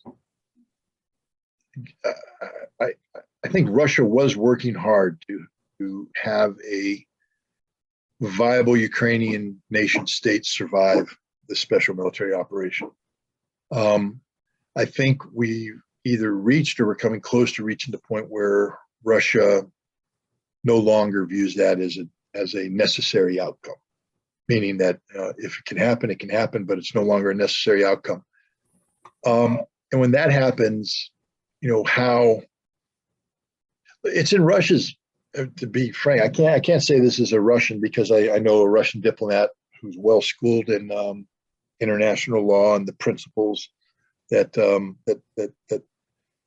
hold Europe and Russia together would take vehement disagreement with this. But it's in Russia's interest for Europe to give up on the permanent border notion, because that enables Russia to keep Crimea without controversy, to absorb Donbass without controversy, to absorb other oblasts in Ukraine without controversy. Because once Europe says this is legitimate, then Europe will eventually legitimize the Russian actions. But from a security standpoint, it would be a nightmare for Russia because, as you said, Russia's interests aren't served by a destabilized Europe. It's served by a stable Europe, a functioning Europe, a viable Europe. What happens when some of the shortcuts that the West took in the dismemberment of Yugoslavia now have come home to roost, and the Serbians of Bosnia decide they want to join Greater Serbia, when the Serbians decide Kosovo will once again be Serbian, when Albania and Macedonia start resolving some of their issues. What happens when the Poles make a move on Western Ukraine, thereby disrupting the balance that was achieved at the end of the Second World War? And suddenly the Germans say, well, the river line is no longer carved in stone. We want Saxony back. We want Pomerania back. We want our historical lands back. They'll say, but Poles live on there. Well, Germans used to until you ethnically cleansed them back in 1945. So we're going to ethnically cleanse you. Maybe that means that Poland. Look, this is the kind of nightmare that Europe wanted to avoid, which was. Yet they've done everything they can to bring it about. At the same time. Of course, Europe only has itself to blame, and it's and the fact that they've allowed the United States to dictate European national security concerns to Europe. Yeah. There is no European national security interest. There's an American national security interest that has been folded into a NATO security framework but there is no European security interest. That's something that Emmanuel Macron has been decrying for some time. We need to start thinking about Europe. Europe. It's too late, Emmanuel. You sold your soul to the devil, and the devil's name is Joe Biden, and he resides in Washington, D.C. And before him, he was Donald Trump, even though he was less inclined towards NATO, but then Barack Obama. You sold yourself to America. Yeah, whether it's Republican or Democrat, the United States and its need to sustain the rules-based international order is dictating European national security priorities to Europe. Yeah. Now, I'm a follower and a bit of a member of an organization called the Center for Political Innovation, and we frequently talk about how Wall Street is the enemy of the American people. And you're talking about how Europe has sold its soul to people like Joe Biden and whatnot. But ultimately, I think who Europe has sold their soul to is the interest in Wall Street and in the city of London, the financial district. They do what's best for them. They don't do what's best for Europe. What do you agree with that? What's best for Wall Street? Yeah, now I have to take a step back because my resume does not include economist. Yeah. I've read on this stuff. I'm familiar with the arguments. I don't disagree with the arguments, but I can't defend it with the kind of I don't want to call it expertise, but knowledge that I can discuss military affairs or some some of the military aspects of geopolitical relationships. Look, we know the history of the United States. We know that the role of the fight between was it Hamilton and Jefferson on the role of the kind of how the economy would work, and we know how important what's the term I'm looking for, venture capitalism is in the United States, and how we created the robber barons doing that, and we've created the now thanks to the World War II, we now have the military industrial complex that's involved, but it's bigger than that. It's pharmaceuticals, it's everything. And we know that special interests have taken a unique position in the United States thanks to Citizens United. They're now people.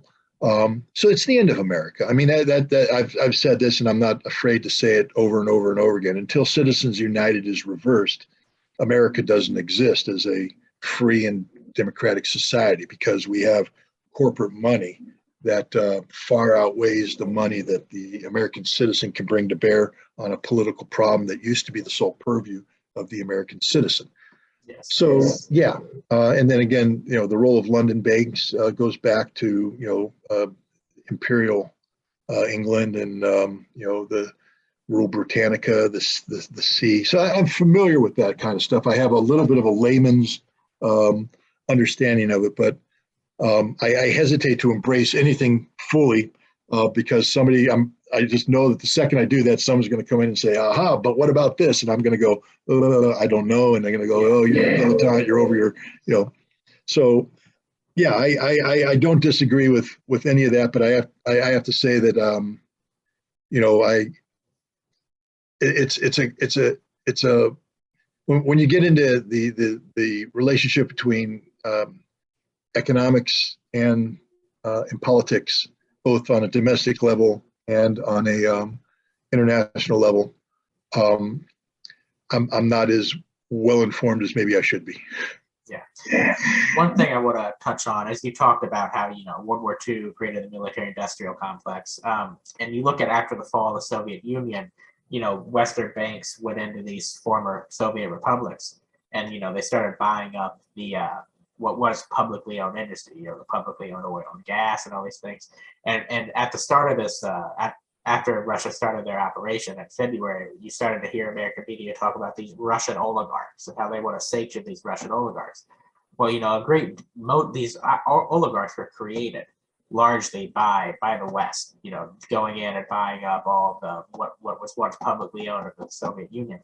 And now that they've sanctioned these oligarchs, so they've taken a great deal of their assets and everything, they've essentially strengthened Putin's hold on power in Russia. These oligarchs, of course, were a major adversary to Putin, and he's got rid of him. And almost right away, almost the day after these sanctions came out in the West that sanctioned these, so-called Russian oligarchs, Putin started talking about these oligarchs. He said, you guys don't view yourselves as Russians. You view yourselves more as Europeans. You spend most of your time in Western Europe.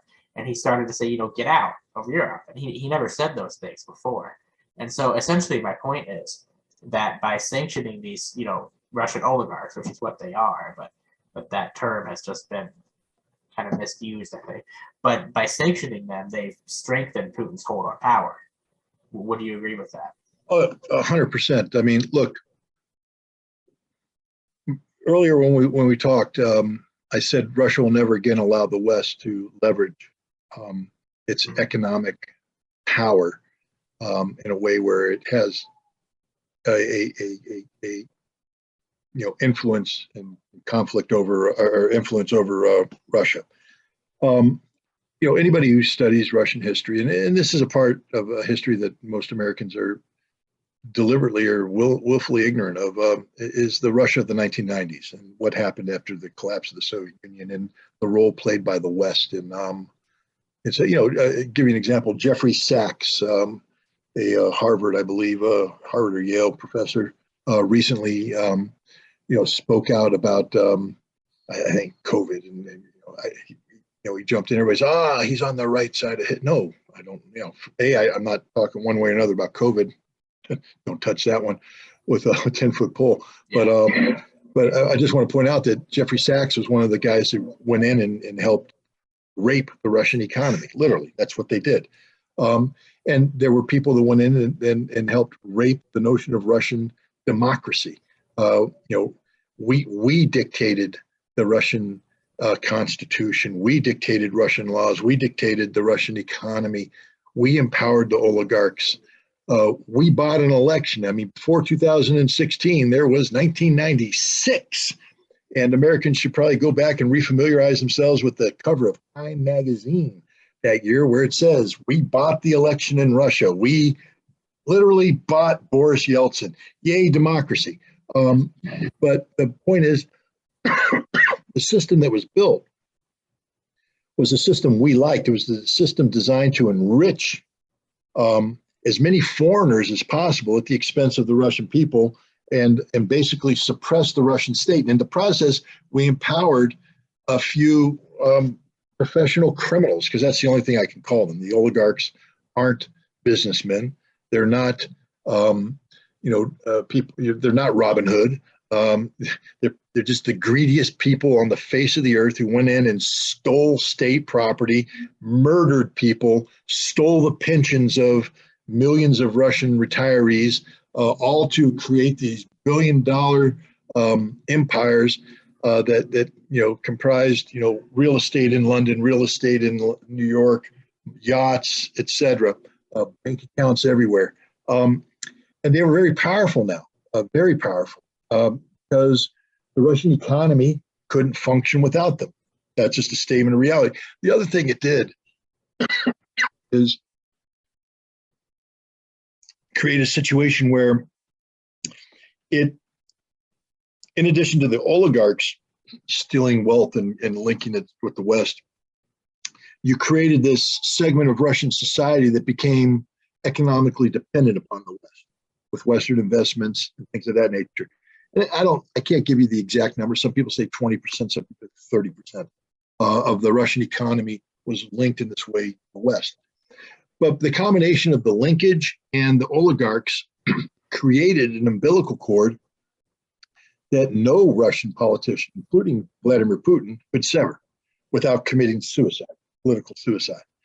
Contrary to popular belief, Russia is a democracy. It's not a perfect democracy. And the Russian president controls a lot of levers of power that influences his ability to get reelected. It's like American presidents do. We can dole out, stuff. But at the end of the day, if a Russian president sought to divorce himself from the West, meaning I'm cutting off all relations, I'm cutting off the oligarchs, he'd be voted out of office because it would be the economic ruin of this. Now, Putin was wise. Early on, he brought in the oligarchs and he told them, he said, I recognize who you are, what you are, and how you operate.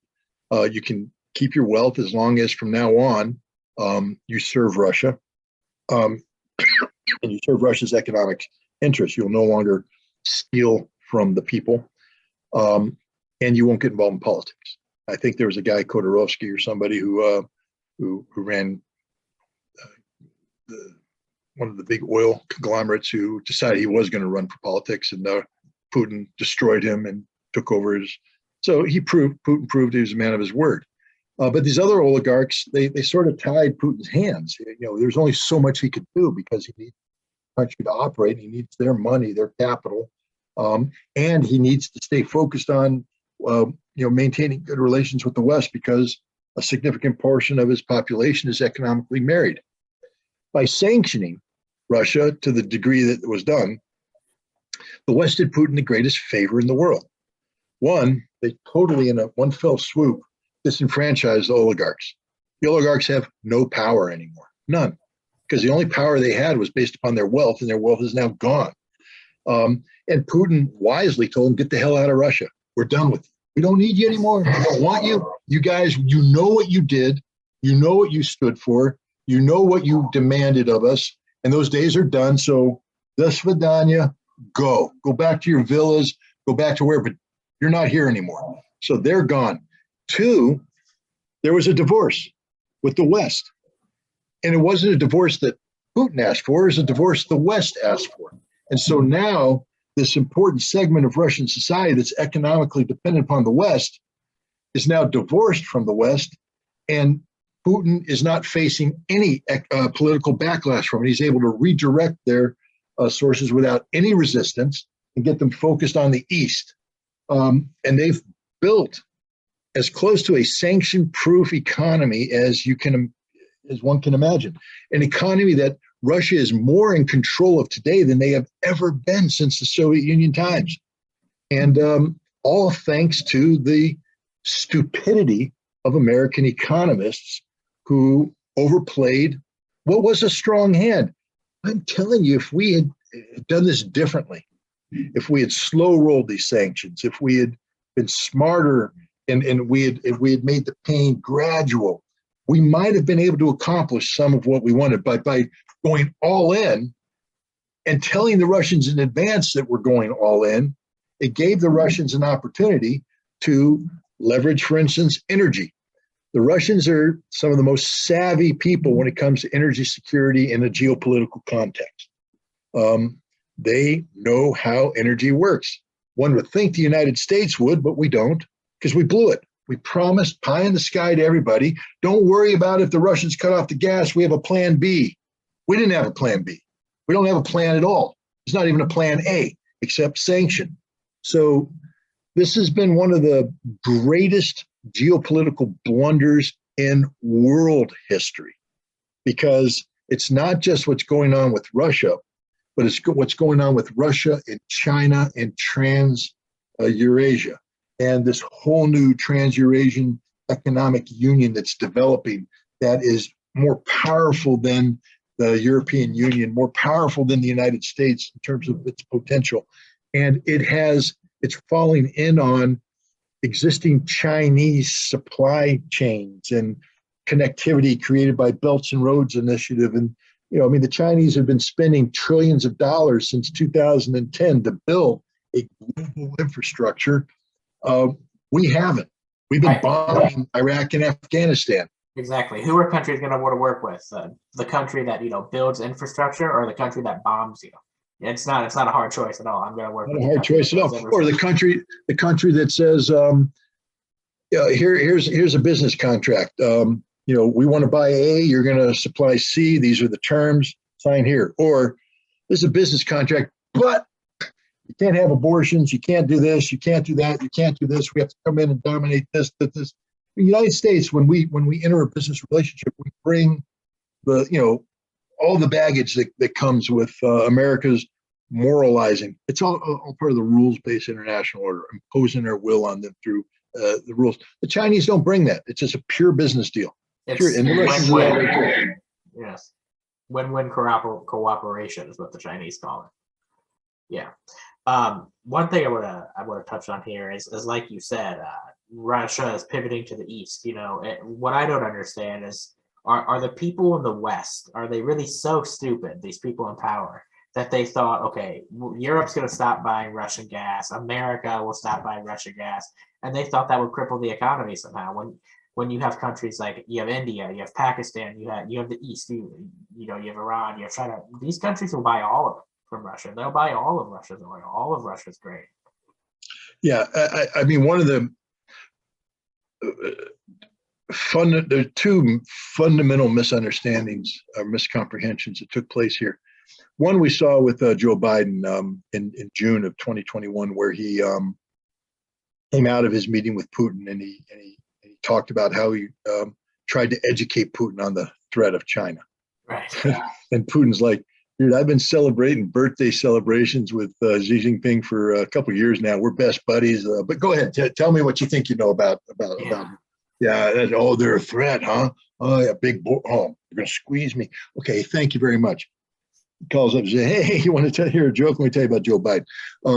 No, the Chinese and the Russians have a relationship that is strong and stronger because the United States treats both of them like garbage. We don't respect either one of them. Same with Iran. Yeah. And so we somehow we thought that China, in its desire to maintain good relations with the United States, would cut its ties with Russia. It was one of the greatest miscalculations ever because China doesn't have good relations with the United States. The United States has been treating China like garbage for decades. One only has to go into the history of the Trans-Pacific Partnership, what it was designed to do, which is to isolate China and to weaken China. The fact that it collapsed and has been replaced by the world's largest free trade association that is run by China is another indication about how stupid we are in the West. But the other miscalculation was India.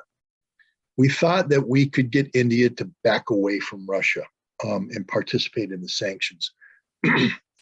India is not a child.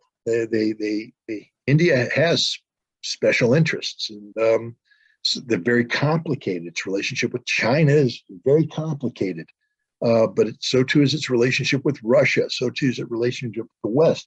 But at the end of the day, India is a economy that cannot suffer major setbacks. And an energy crisis would be a self-inflicted wound.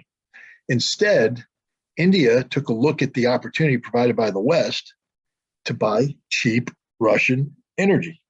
And they're buying lots of it. And when we say cheap, we mean relatively cheap, because Russia's making a lot of money. But the irony here is that Europe, in saying that they can't buy Russian oil, India is buying the Russian oil and then reselling it to Europe at higher prices.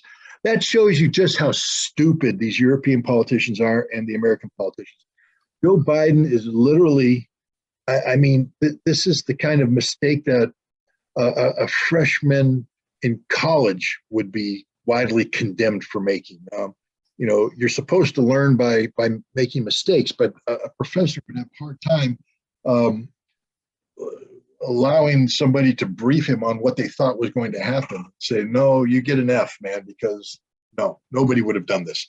Well, the President of the United States did, and Europe did, because we are so impressed with our own sense of importance that we don't realize the world has changed. The world has passed us by. We don't live in 1992 anymore. We don't live in 2002 anymore. We live in 2002. Yes. It's a whole new world. The leaders in the West seem to still be stuck in this, 1980s Cold War mindset, and they're literally 40 years in the past, and that's why you're seeing them. That's why you're seeing them lose in so many things. I mean, they are terrified of the Belt and Road Initiative, the Eurasian Economic Union, the International North-South Corridor between Russia, Iran, and India. They're terrified of it. I would say Pakistan. The problem with using the word terrified, if I'm terrified of something, I will do everything humanly possible to deal with that problem. and they're trying to everything short of Oh, that $600 billion joke that the G7 came up with, that's not terrified. That's a joke. Yeah. They didn't care. It's a political nothing. Why? Because not everybody in the G7 is terrified. Ask yourself, how many of those G7 nations have actually entered a Belts and Roads Initiative type arrangement with China? Several of them have. Yes. And how many, and when they did that, what was the calculus in their mind? That the sticking with the Eurozone and all this is the way forward, or maybe getting good relations with China is the way forward. Nobody believes in the West anymore. Nobody believes, not even the West. The West doesn't believe in the West anymore. Yeah, that's a great point. I wanted to touch on the Ukrainian grain issue that we've been hearing a lot about. And Western media, they say that, Russia is preventing, Ukrainian grain from reaching the world market. But obviously that's not the case. The Ukrainians mined their own ports and their shores before the Russian operation started. Now they don't know where those mines are, right? And that's a major issue. And the Russians pulled their troops off of Snake Island so that the Ukrainians couldn't say, oh, we can't ship the grain because of the troops at Snake Island. I guess my question is, what do you think happens with this grain? Will it reach the world market? Are the Ukrainians using it as leverage? What do you think is happening there? Well, there's no doubt that the Ukrainians are trying to use it as leverage. Ukraine is trying to convince the world that Russia is a state sponsor for terror, is a terrorist state, and is terrorizing the world. The problem is, how does that explain the ongoing discussions between Russia and Turkey right now to create a grain corridor? Mm-hmm. Russia has put forward viable solutions to ship grain through Belarus. So the politics of the situation are that, of course, people will spend this in a way that is seen to hurt Russia. But at the end of the day, first of all, the food crisis didn't start on February 24th, 2022. The food crisis started last year, and prior to that, just bad management, and then the result of COVID, breakdown of global, supply cycles, etc. I think eventually enough grain will get to the world market so that hopefully millions of people don't starve to death this year. I mean, look, we're facing a humanitarian tragedy of unimaginable consequences in Africa, East Africa especially, Pakistan. I mean, Afghanistan is in great risk. But if they don't solve the fertilizer problem, then next year will be a catastrophe of orders of magnitude, because right now what we have is a distribution problem. Next year we'll have a resource problem, meaning there ain't enough food to feed the people. I don't care how much money you have. You go to a restaurant that has no steak, you can put $1 million down and ask for a steak. You're not getting steak. The same thing if we suddenly flood the United Nations with billions of dollars, which we'll never do because we're horrible. But we flood them with billions of dollars to buy food for the starving people of East Africa. But if there's no food, because all the producers weren't able to get the fertilizer in the ground to keep these artificially high production rates up, and suddenly you see food production drop by a third, then we're talking about a humanitarian catastrophe that's unimaginable. And there's geopolitical consequences. What happens when 1 million people rush the border? 1 million hungry people. Yeah. There's someone said the difference between law and order and chaos is I forget how many meals. There's a number that they put out there, but 10 meals. If you miss 10 meals, that might be too high. But basically, at some point in time, when you're hungry, law and order no longer matters. It comes down to basic human survival instinct and the need to get food, and you will do everything necessary to get food. You will break in, you will murder, you will do what it takes to survive. And society, if we got one or two hungry people doing that, we can handle that. When you got 1 million people, 10 million people, 100 million people rushing a border because they're starving to death, good luck. Some numbers I have here say that in 2021, 2.3 billion people in the world, which is 29.3% of the population, were moderately or severely food insecure, and that's in 2021. I mean, those numbers next year, like you're saying, could skyrocket to 3-4 billion people worldwide. Yeah. And you have these policies, like in the EU, what the Dutch are protesting over with, they want to cut back on farming by 20%. And then here in the United States, they have a policy called 30 by 30, which is where they want to take 30% of farm and pasture land in the United States and what they call reforest it by 2030. So if it looks to me like what's going on is in the West, the neoliberals, they're purposely trying to lower the food supply. I mean, that to me is what they're see, and of course, they use climate change as a reason. They say, "Oh, we have to counteract climate change, and in order to do that, you have to starve to death." I mean, that's what they're saying. I think what they are doing is what the West has always done, which is to enhance societal viability in the West at the expense of the third world. Okay, so if we're going to go 30-30, what that means now is that we're going to set up a rules-based relationship, not a law-based relationship, by the way, a rules-based relationship with a third world nation who will offset our loss of food productivity with an increase in their food productivity, which means they're producing food that's not going to feed their own people, but now feed us while we improve our quality of life, as we always do. But now we're going to demand that they use farming techniques to increase productivity that actually in the long term are going to hurt them. And so at some point in time, we're setting them up for failure, which is what we always do. We set ourselves up for success, setting up the rest of the world for failure. Right.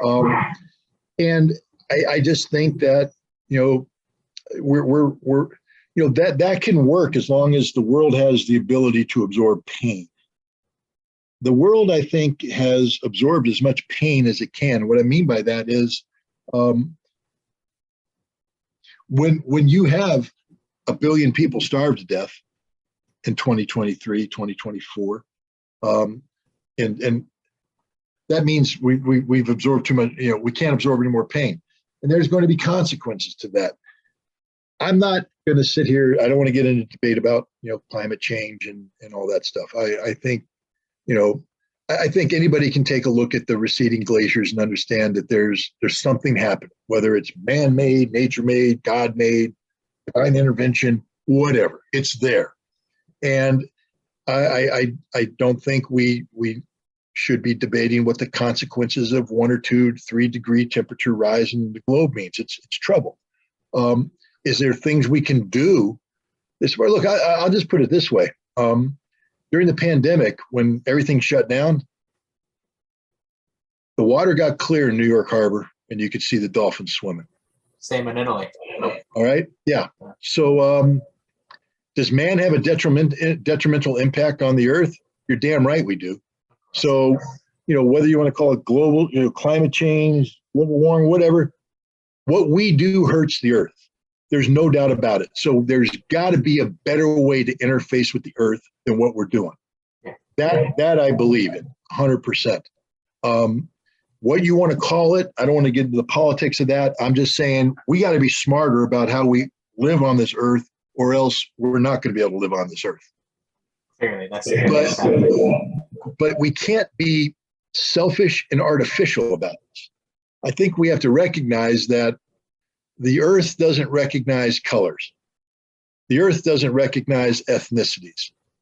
The earth doesn't say Americans have a God-given right to live to this standard and everybody else has to reduce their standard to support Americans. That's just not how the earth works. That's how the rules-based international order works. That's not how the earth works. Mother Nature doesn't care if you call yourself an American or you call yourself, a Ghanaian. What Mother Nature cares about is pollution and things of that nature.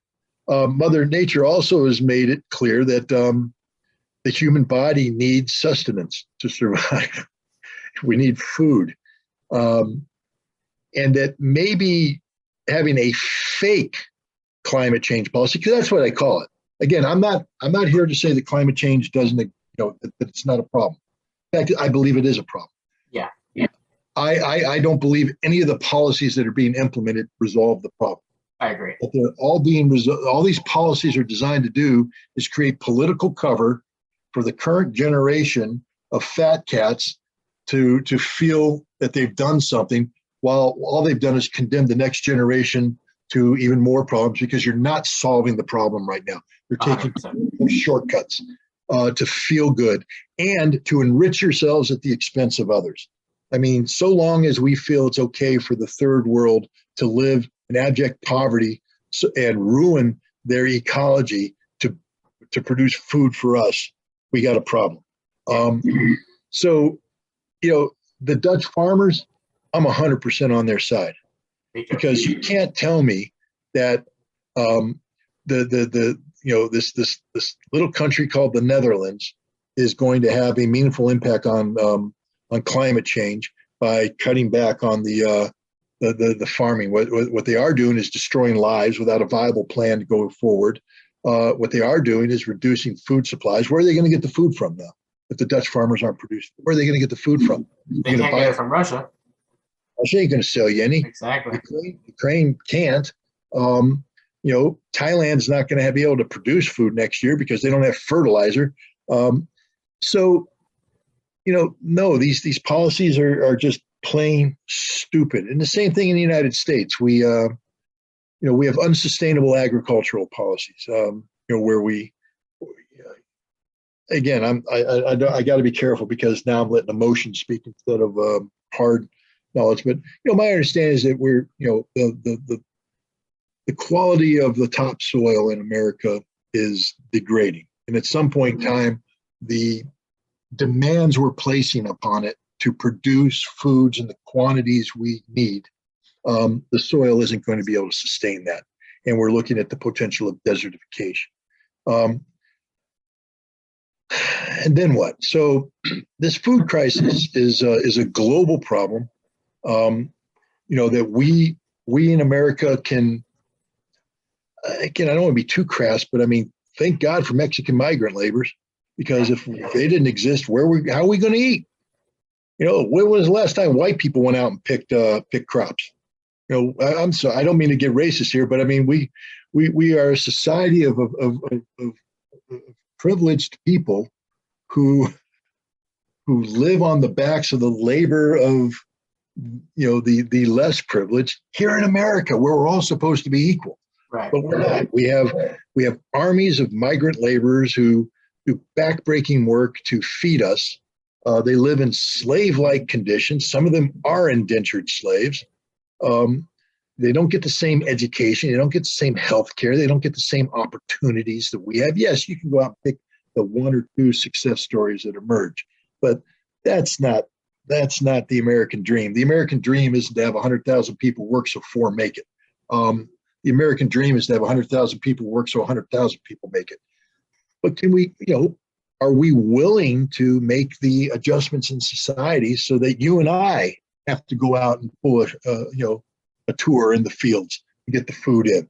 Because that's what's going to happen pretty soon. We're going to have to figure out a way to share this load, to share this burden, or else it's going to come collapsing down. I mean, it's literally going to come collapsing down. I think that the normal people of the United States, the masses, I think they're very ready for a large change in many policies, including food production. But it's the ultra rich. You look at the huge agribusiness corporations like Kraft and Tyson. I mean, these people are the ones that are like you said, ruining our topsoil and all that. And I mean, they're the ones that we really have to fight against on that. One thing I wanted to touch on with you is Lithuania's blockade of Kaliningrad. Yep. and possible Russian action. The EU told Lithuania to stop their blockade of supplies going to Kaliningrad.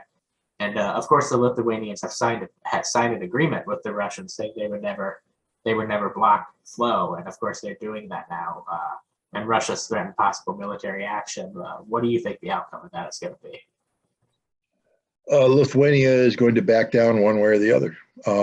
They can either do so and still call themselves the Lithuanian state, or they can take it to the other extreme where they will cease to exist as a nation state. And become a part of Russia. Or just be destroyed.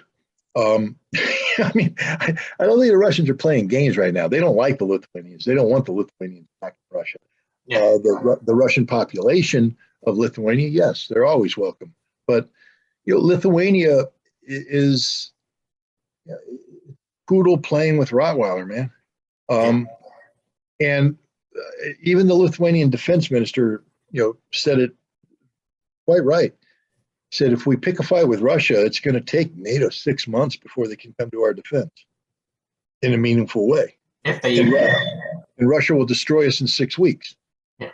And by picking this fight, legally speaking, Lithuania has lost Article 5 protection. Now, that doesn't mean that NATO isn't going to give it to them, but it does mean that NATO, other NATO states may have a question about whether or not they want to commit suicide by going to war with Russia over a fight that Lithuania picked for no reason. Lithuania has declared war against Russia. The blockade is an act of war. Yeah, 100%. Sanctions are an act of war. Blockades are an act of war, for sure. So it's, I have no sympathy for Lithuania right now. I come back to Russia right now. Its primary focus is Ukraine, and they have a supercomputer that's programmed no matter what you put in it, come out, Russia wins, Russia wins. Russia doesn't want to get distracted by Lithuania. So I think the Russian reactions will be graduated, meaning that they're going to start with, economic and political consequences. I don't think they're going to jump right into the military. But if Ukraine has taught you anything, when the Russians decide to pull the military trigger, it will be decisive. Yeah. It won't be, half-cocked. It won't be partial. Lithuania will pay the heaviest of prices. And like you said, the Russian response has to be decisive, or else, you run the risk. Well, this is, we're not talking about games here. This isn't a toy. This isn't, this is Russia. This is the Russian Federation. Kaliningrad is Russia. It's not a Russian enclave. It's not, a Russian, what's the term I'm looking for? Territory? No, I was going to come up with something cute, but I did, like when Paris Hilton has a Chihuahua, it's sort of like an accessory, Yeah. The Kaliningrad isn't an accessory. It's Russia. It's Russian territory. It's the Russian Federation. It's treated like the rest of Russia. So Leningrad, Lithuania might have thought that maybe Leningrad or Kaliningrad would be treated differently. It's not. It is Russia. It will be treated as Russia. It will be defended as Russia. Well, they have an official agreement with Russia to never do what they're doing right now. The West is violated. Look, sure. You're dealing with the West that stole $650 billion of Russian sovereign wealth. Stole it. So I'm pretty sure Russia right now doesn't believe in any written agreement with the West. Russia really has no reason to negotiate with the West. Like you're saying, they've stolen everything. They've stolen all their overseas assets. I mean, what does Russia have to negotiate for? What will they get in return for these negotiations? I think Russia's in the dictating point. Yeah. Meaning, they're in the driver's seat. Yeah, the day of negotiation. Negotiation implies that both sides have something to bring to the table. Mm-hmm. The West has nothing. Yeah, 100%. I agree. I wanted to touch on, this is getting off of the Ukraine situation, but Turkey recently with their operation into Syria. I was wondering if you have any information on that, because I'm not very well informed on that. Well, I mean, the Turks have long viewed the Kurds of the region as a threat, primarily because the PKK, which I think is the Turkish or the Kurdish People's Party political organization inside Turkey, isn't limited to just Turkey. PKK has headquarters in northern Iraq. The YPG, which is another Kurdish movement, is in Syria. It's a PKK affiliate. It is the same thing as the PKK, just with a little name change. And the Turks view them all as terrorists. They've fought a decades-long conflict against them, and they take this seriously. They've been waging a nonstop war in northern Iraq, and they've with the when the West turned on Assad in 2011, 2012, the Kurds were able to seize a certain amount of autonomy. And then when ISIS reared its head and began expanding into Syria, the Kurds were seen by the West as being the one fighting force that they could ally themselves with to defeat ISIS. The problem is you're allying yourself with the YPG, which the Turks view as a terrorist organization. And so Turkey has viewed the situation in northern Syria with extreme trepidation for some time now. Turkey has sought to use the weakness of the Assad regime to impose its will on Syria, and some people believe to impose a sort of a pan-Ottoman type, reinvention of the Ottoman Empire, where the province of Aleppo, many people believe it belongs to Turkey, not to Syria. That Syria is an artificial construct of the West, where lines were artificially drawn on a map.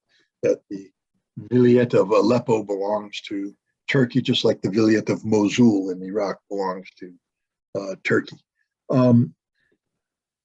Now we get to that whole lines on the map thing and whether or not people respect them. But the Turks right now have,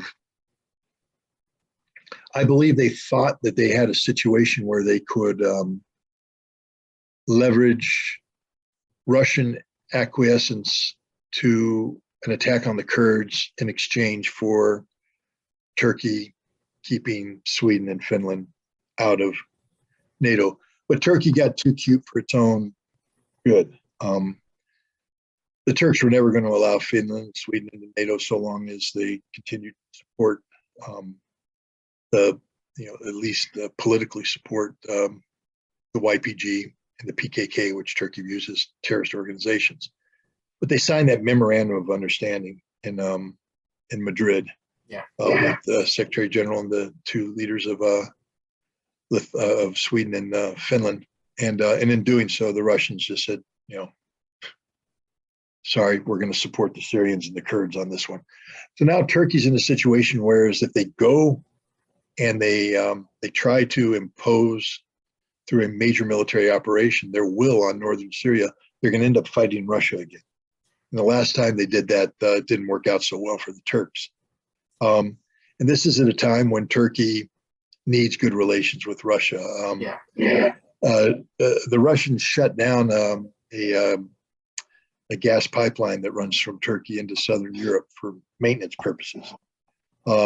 They may not restart it if Turkey wants to get into a little bit of trouble here. Russia right now, the timing of it is such that Russia can restart it in time for the Turks to be in a stable energy position come winter. But if Turkey wants to play games, you play stupid games, you get stupid prizes, and a stupid prize would be Russia just cuts off your gas. The other thing is Turkey's trying to be seen as a responsible player on the international arena with this grain corridor. There's going to be a summit between Putin and Erdogan in the near future. So I see the Turks doing a lot of flexing, some limited military operations, but I don't see a major Turkish military operation just because the consequences are too great. Turkey's not in a position to pay that price at the moment. Yeah, the Turks are very. I find the Turks very interesting because they're in this situation where they try to walk this like tightrope, where they're a member of NATO, but they still try to have good relations with Russia and the rest of the world. It's just very interesting to watch them walk that tightrope. And you actually touched on what I thought. My analysis of the situation was I thought, well, maybe Russia is allowing this Turkish operation in Syria in exchange for Turkey blocking Sweden and Finland from joining NATO. And it sounds like you think about do that. The one thing we have to remember about Russia and Syria is that Russia is a very legalistic country, meaning the rule of law does mean something. And they are in Syria at the invitation of the Syrian government. Yes. They're not in Syria at the invitation of the Turkish government. Unlike the United States, yeah. Correct. The They're United not in States are Syria occupied. Yeah. at the invitation of the Syrian Kurds.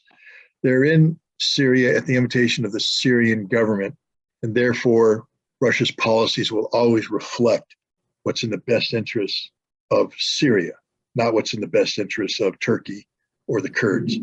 So that doesn't mean that Russia is not capable of playing, being diplomatic and seeking to leverage its influence here and there. But at the end of the day, they're there as allies of Syria, no one else. Yeah. So one thing I don't quite understand in Syria is who exactly are the Kurds? What are their alliances? Where do they come from? Sort of. Well, I mean, Kurds are Kurds. They're a separate ethnicity. I mean, the Turks will take agree. They call them mountain Turks, which is just a huge insult to the Kurds. But the Kurds are a people. Salahuddin was a Kurd. The great Arab Muslim warrior, conqueror of Jerusalem. But in terms of their distribution, a large number of Kurds lived under the Ottoman Empire. Other Kurds lived under the Persian Empire. And then when the Ottoman Empire was carved up at the end of World War I, the Kurds sort of got jammed. Instead of giving them a independent nation state, the Kurds got separated. So Kurds in Syria, Kurds in Iraq, Kurds in Turkey, Kurds in Iran. I mean, they're spread in other places too, but that's their main distribution. And so, each one of those nations didn't support, Kurdish statehood. So if you were a Kurd that lived in Iran, the Iranians wanted you to be loyal to Tehran. If you lived in Iraq, the Iraqis wanted you to be loyal to Baghdad. If you lived in Syria, they wanted you to be loyal to Damascus. And if you lived in Turkey, they wanted you to be loyal to Ankara. Meanwhile, the Kurds have been fighting for their independence. And even though the fight has been based upon national struggles, for instance, the fight in Iraq between the Kurds and the Iraqi authorities in the 1970s was viewed as an Iraqi struggle. The similar struggle between the Kurds and the Iranian government in the 1980s was viewed as an Iranian struggle. The struggle between the Kurds and the Turks that have been going on since the 1980s, actually prior to that too, is seen as a Turkish problem. And then, Syria has its own unique relationship with the Kurds. All of these are viewed by the different nations as their own national security problem. But as the Kurds, it's one and the same. And because, for instance, in northern Iraq, the Kurds operated as sort of this autonomous zone of their own since the end of the Desert Storm.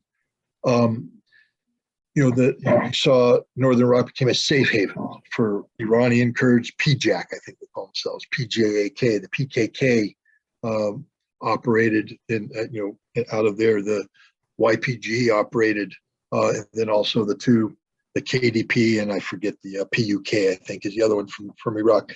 They all operated together, and they formed a Kurdish Congress where they all would coordinate policy. So there's always been this dream of a Kurdish homeland.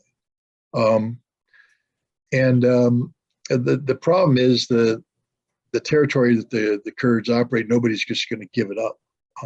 The Iraqis aren't going to give up northern Iraq because there's, Kirkuk, there's oil fields. They're not going to give that up. The Iranians aren't going to give up, northwestern Iran. The Turks definitely aren't going to give up eastern Turkey, and the Syrians aren't going to give up northern Syria. So the Kurdish problem is one of these forever problems that isn't going to be resolved, because in order to resolve it, you'd have to get these four nations to come together on agreed upon policy about a Kurdish state. And right now, the only thing that these four nations can all agree upon is that they need to defeat their respective Kurdish independence movements. That's why you get Turks coordinating with the Iranians. That's why you get the Syrians working with the with the Iraqis. And then the other thing is everybody uses the Kurds for their own. So we use Kurds to divide Kurds against Kurds, or to weaken Ankara. So the Syrians for a long time were using their Kurds to support the PKK. Almost led to a war between Turkey and Syria. Intelligence services, the Israelis have been using the Kurds for some time now to infiltrate Iran, back during the time of Saddam, to infiltrate Baghdad. So the Kurds, they're a proud people, but they're a broken people. They're not a unified people. They don't have a Kurdish nation. They want a Kurdish nation. They're not going to get a Kurdish nation. It's not for the immediate future. And in the meantime, everybody's using them for their own interests, not for Kurdish interests. I mean, look what we're doing to the Kurds, using them to promote our anti-ISIS and anti-Assad policies. But at the end of the day, we're going to leave Syria at some point in time, and the Kurds are going to be left paying the price for our failed policies. Yeah. Two more things I want to touch on here is Saudi Arabia. And, recently we've seen that they've considered starting to take oil payments in Chinese yuan, which, obviously the reason that the American dollar has been so strong for so long is from the petrodollar, right, in Saudi Arabia. And what do you see happening there in the future? Could the Saudis start taking oil payments in yuan or rubles or other currencies? Well, I mean, the Saudis are looking out for the Saudis. The day, the U.S.-Saudi relationship was cemented when Roosevelt met with the original King in 1945 on his way back, I think, from the Tehran conference, or maybe it was on the way back from Yalta. I can't remember.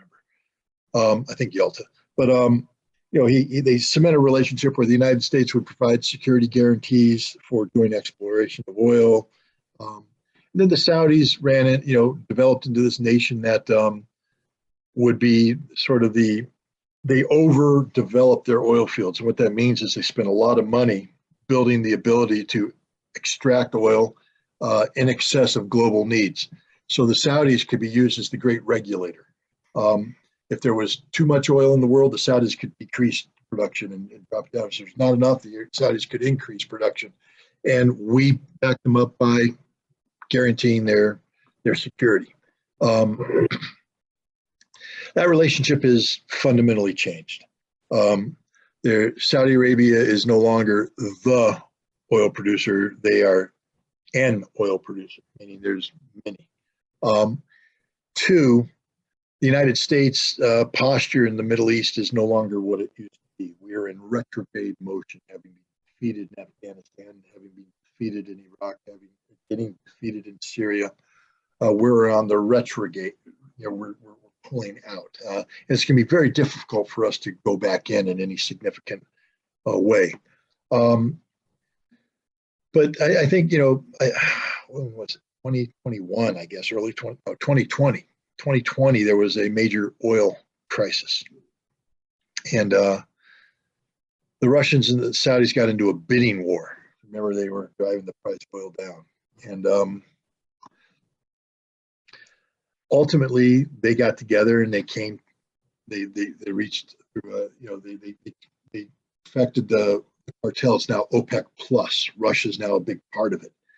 And they realized that the United States was in the business of using oil production to promote American economic interests. to the unilateral benefit of America. They expected everybody else to pay a price so that America would do well. And they're not playing that game anymore. So right off the bat, we see that Saudi Arabia now understands that its economic future lies not in a 70-year-old relationship or 80-year-old relationship with the United States, but in a new relationship, developing relationship with Russia and China. And this has been exacerbated by the break between the West and Russia and China. So now that Saudi Arabia is going to be called upon to make some hard decisions going forward. Now, being Saudi Arabia, being a nation that is used to energy security diplomacy, they're not going to be blunt. They're going to play games. They're going to bow, and they're going to shake hands, and they're going to sell oil, and they're going to buy oil, and they're going to, but ultimately, strategically, Saudi Arabia has made the shift to the east. It's over for the United States. It's over for the petrodollar. It's just a question of when that's going to happen. Because, and again, the United States did it to itself. How can you call the US dollar the global reserve currency when nations that use it as a global reserve currency watch you steal their money? You can't be a global reserve currency when, on a whim, in violation of every law in the world, you steal money. Plus, the global reserve currency cannot be used in a way to unilaterally leverage American laws into economic sanctions around the world, to punish people for engaging in legitimate transactions because we, in our Congress has decided that we want to sanction another country. So you can't do a business with them because we have the SWIFT banking system, the petrodollars everywhere. And once the dollar touches the transaction, US law can be applied, sanction. The world is tired of this. Saudi Arabia is tired of this. The future is China, not America. The dollar is not going to get any stronger. It's just going to get weaker. And eventually, I think you're going to see that there will be significant energy transactions done in currencies other than the dollar. And how do you see that affecting us here at home in the United States? We have a lot of adjustment to do. Look, if we were smart, let's put it this way. Let's say I'm living in this home, and this home, I'm just throwing out a number. This is a $100,000 home, and let's say I make $110,000. But I'm looking down the road, and I say, in 2 years, I'm only going to be making $90,000. I want to keep this home, but I got to turn this home into a $90,000 home. But 5 years down the road, I'm only going to make it $70,000. I got to start doing something to make that adjustment. I've got to start turning this into a $70,000 home now, so that I downsize as my economic ability downsizes. The foolish thing to do would be, I'm going to make this a $120,000 home. I'm going to make all the investments necessary to turn this into something grand, betting that my income level is going to go up. It doesn't. So now I've overspent, overexpanded, my income level goes down, the crash is going to be great. That's us right now. That's America. We're not being responsible. America is going to have to accept that there's going to be significant downsizing. That doesn't mean that life ends. There's nothing wrong with a $70,000 home. But there is something wrong in trying to sustain a $100,000 home on a $70,000 income. And that's what the United States is doing right now, is we're trying to sustain a standard of living that requires, a certain economic reality that's not going to exist in the near future, that the dollar is not going to be the global reserve currency. And when that happens, the world will be flooded with dollars. And unless we have a plan on how to reabsorb that money, inflation is going to go through the roof. So it's going to hurt. I think America's in for a lot of pain, More than Europe or less than Europe? In the short term, less, because Europe's going through its energy suicide, deal. But in the long term, more. I think the collapse of the dollar as a global reserve currency is going to cause more pain to the United States than Europe's energy crisis. Now, one advantage we have here is that here in the U.S. we do have the capability to produce natural gas and oil and also food, right? We have huge amount of pasture lands and large farmlands that I think that may allow us to ease the burden if we were to invest correctly in domestic production of food and oil and natural gas. But it doesn't That's seem what I thought. That's what I was talking about, downsizing. Yeah, we have the ability as a nation to examine where we're at, predict where we're going. The problem is no American president, no American politician will win an election by saying we got to downsize. American politicians only win elections by shouting USA, USA, USA. We're the greatest nation on the face of the earth. Our best days are ahead of us. Da, da, da. Instead of saying, guys, we've far outstripped our means. It's time for us to, we got to make the adjustment. Sorry kids, I got to cut off your Netflix. We can't have that third car. We might have to put the second car in the garage. Chuck down in the basement. You might want to get a job. Things like that. There is no Chuck in the basement. I'm making the name up. But my point is, America has a lot of fat right now, and we're going to have to trim that fat. Yeah, that doesn't look good. I don't like the idea of degrowth, but no, but that's the direction we're heading. Yeah. Hopefully we can get out of it. My last question here is, the future of reserve currency and international banking. Do you see something like the BRICs? Do you see them creating some type of currency that could be used as a reserve currency? Or well, they've said they want to. They're talking about a currency basket. I don't think it's going to be a euro, but I think they're going to create a condition where currencies are traded freely in a basket that shares the risk. The thing about the dollar, what makes the dollar so viable and vital for the global economy is its long-term stability, especially, for instance, in the oil industry, where your investments, you're investing billions of dollars for a 20-year investment before you start seeing a return.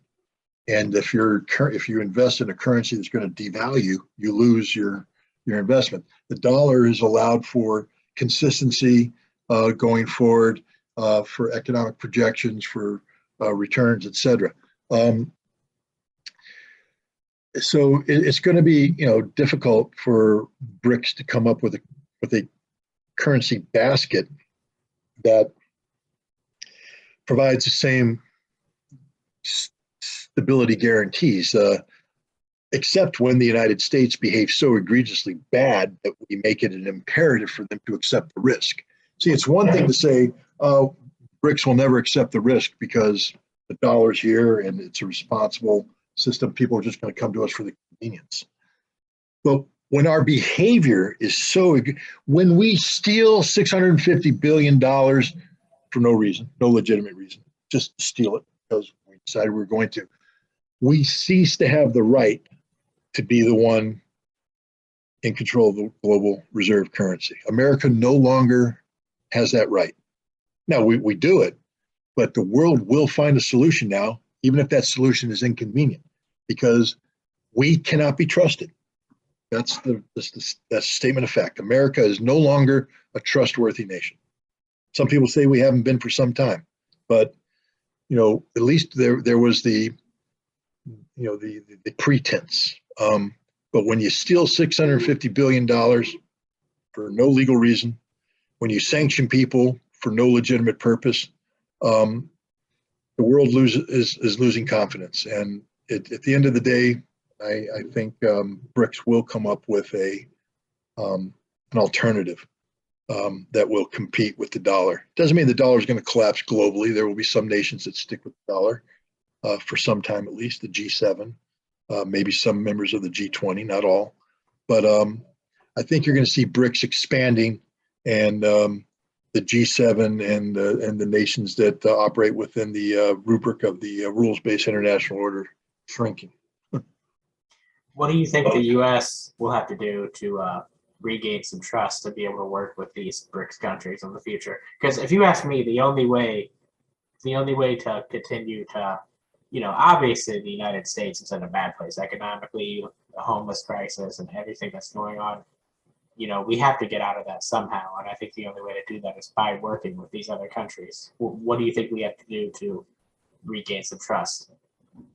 Well, again, so long as America's future is linked to corporate wealth, we'll never regain the trust because we're not a trustworthy people. We're in it for the short-term dividends of the elite. That's it. We need to break the back of the political control exercised by American corporations. Go ahead and make money. I don't care. Capitalism. But you don't get to make policy, and you don't get to buy elections, and you don't get to determine the future of the American people. You're a company on American soil using American labor, operating in an American legal framework. That's all you are. You're nothing more. But now we've turned them into people. Yeah. So until Citizens United is reversed, until we break the stranglehold that corporate greed has on America, no one can ever trust America. No one should ever trust America. America can't be trusted because the only thing America stands for right now is greed. Greed, greed, greed. We don't stand for anything good. We don't. Yeah. I think that's very accurate. Well, that's all I have. Okay, well, thank you very much for giving the opportunity to talk with you. I hope this was worthwhile, and I wish you the best of luck. You too. Thank you for coming on. I'd love to have you on again in the future. Okay, super. Have a good day. You too.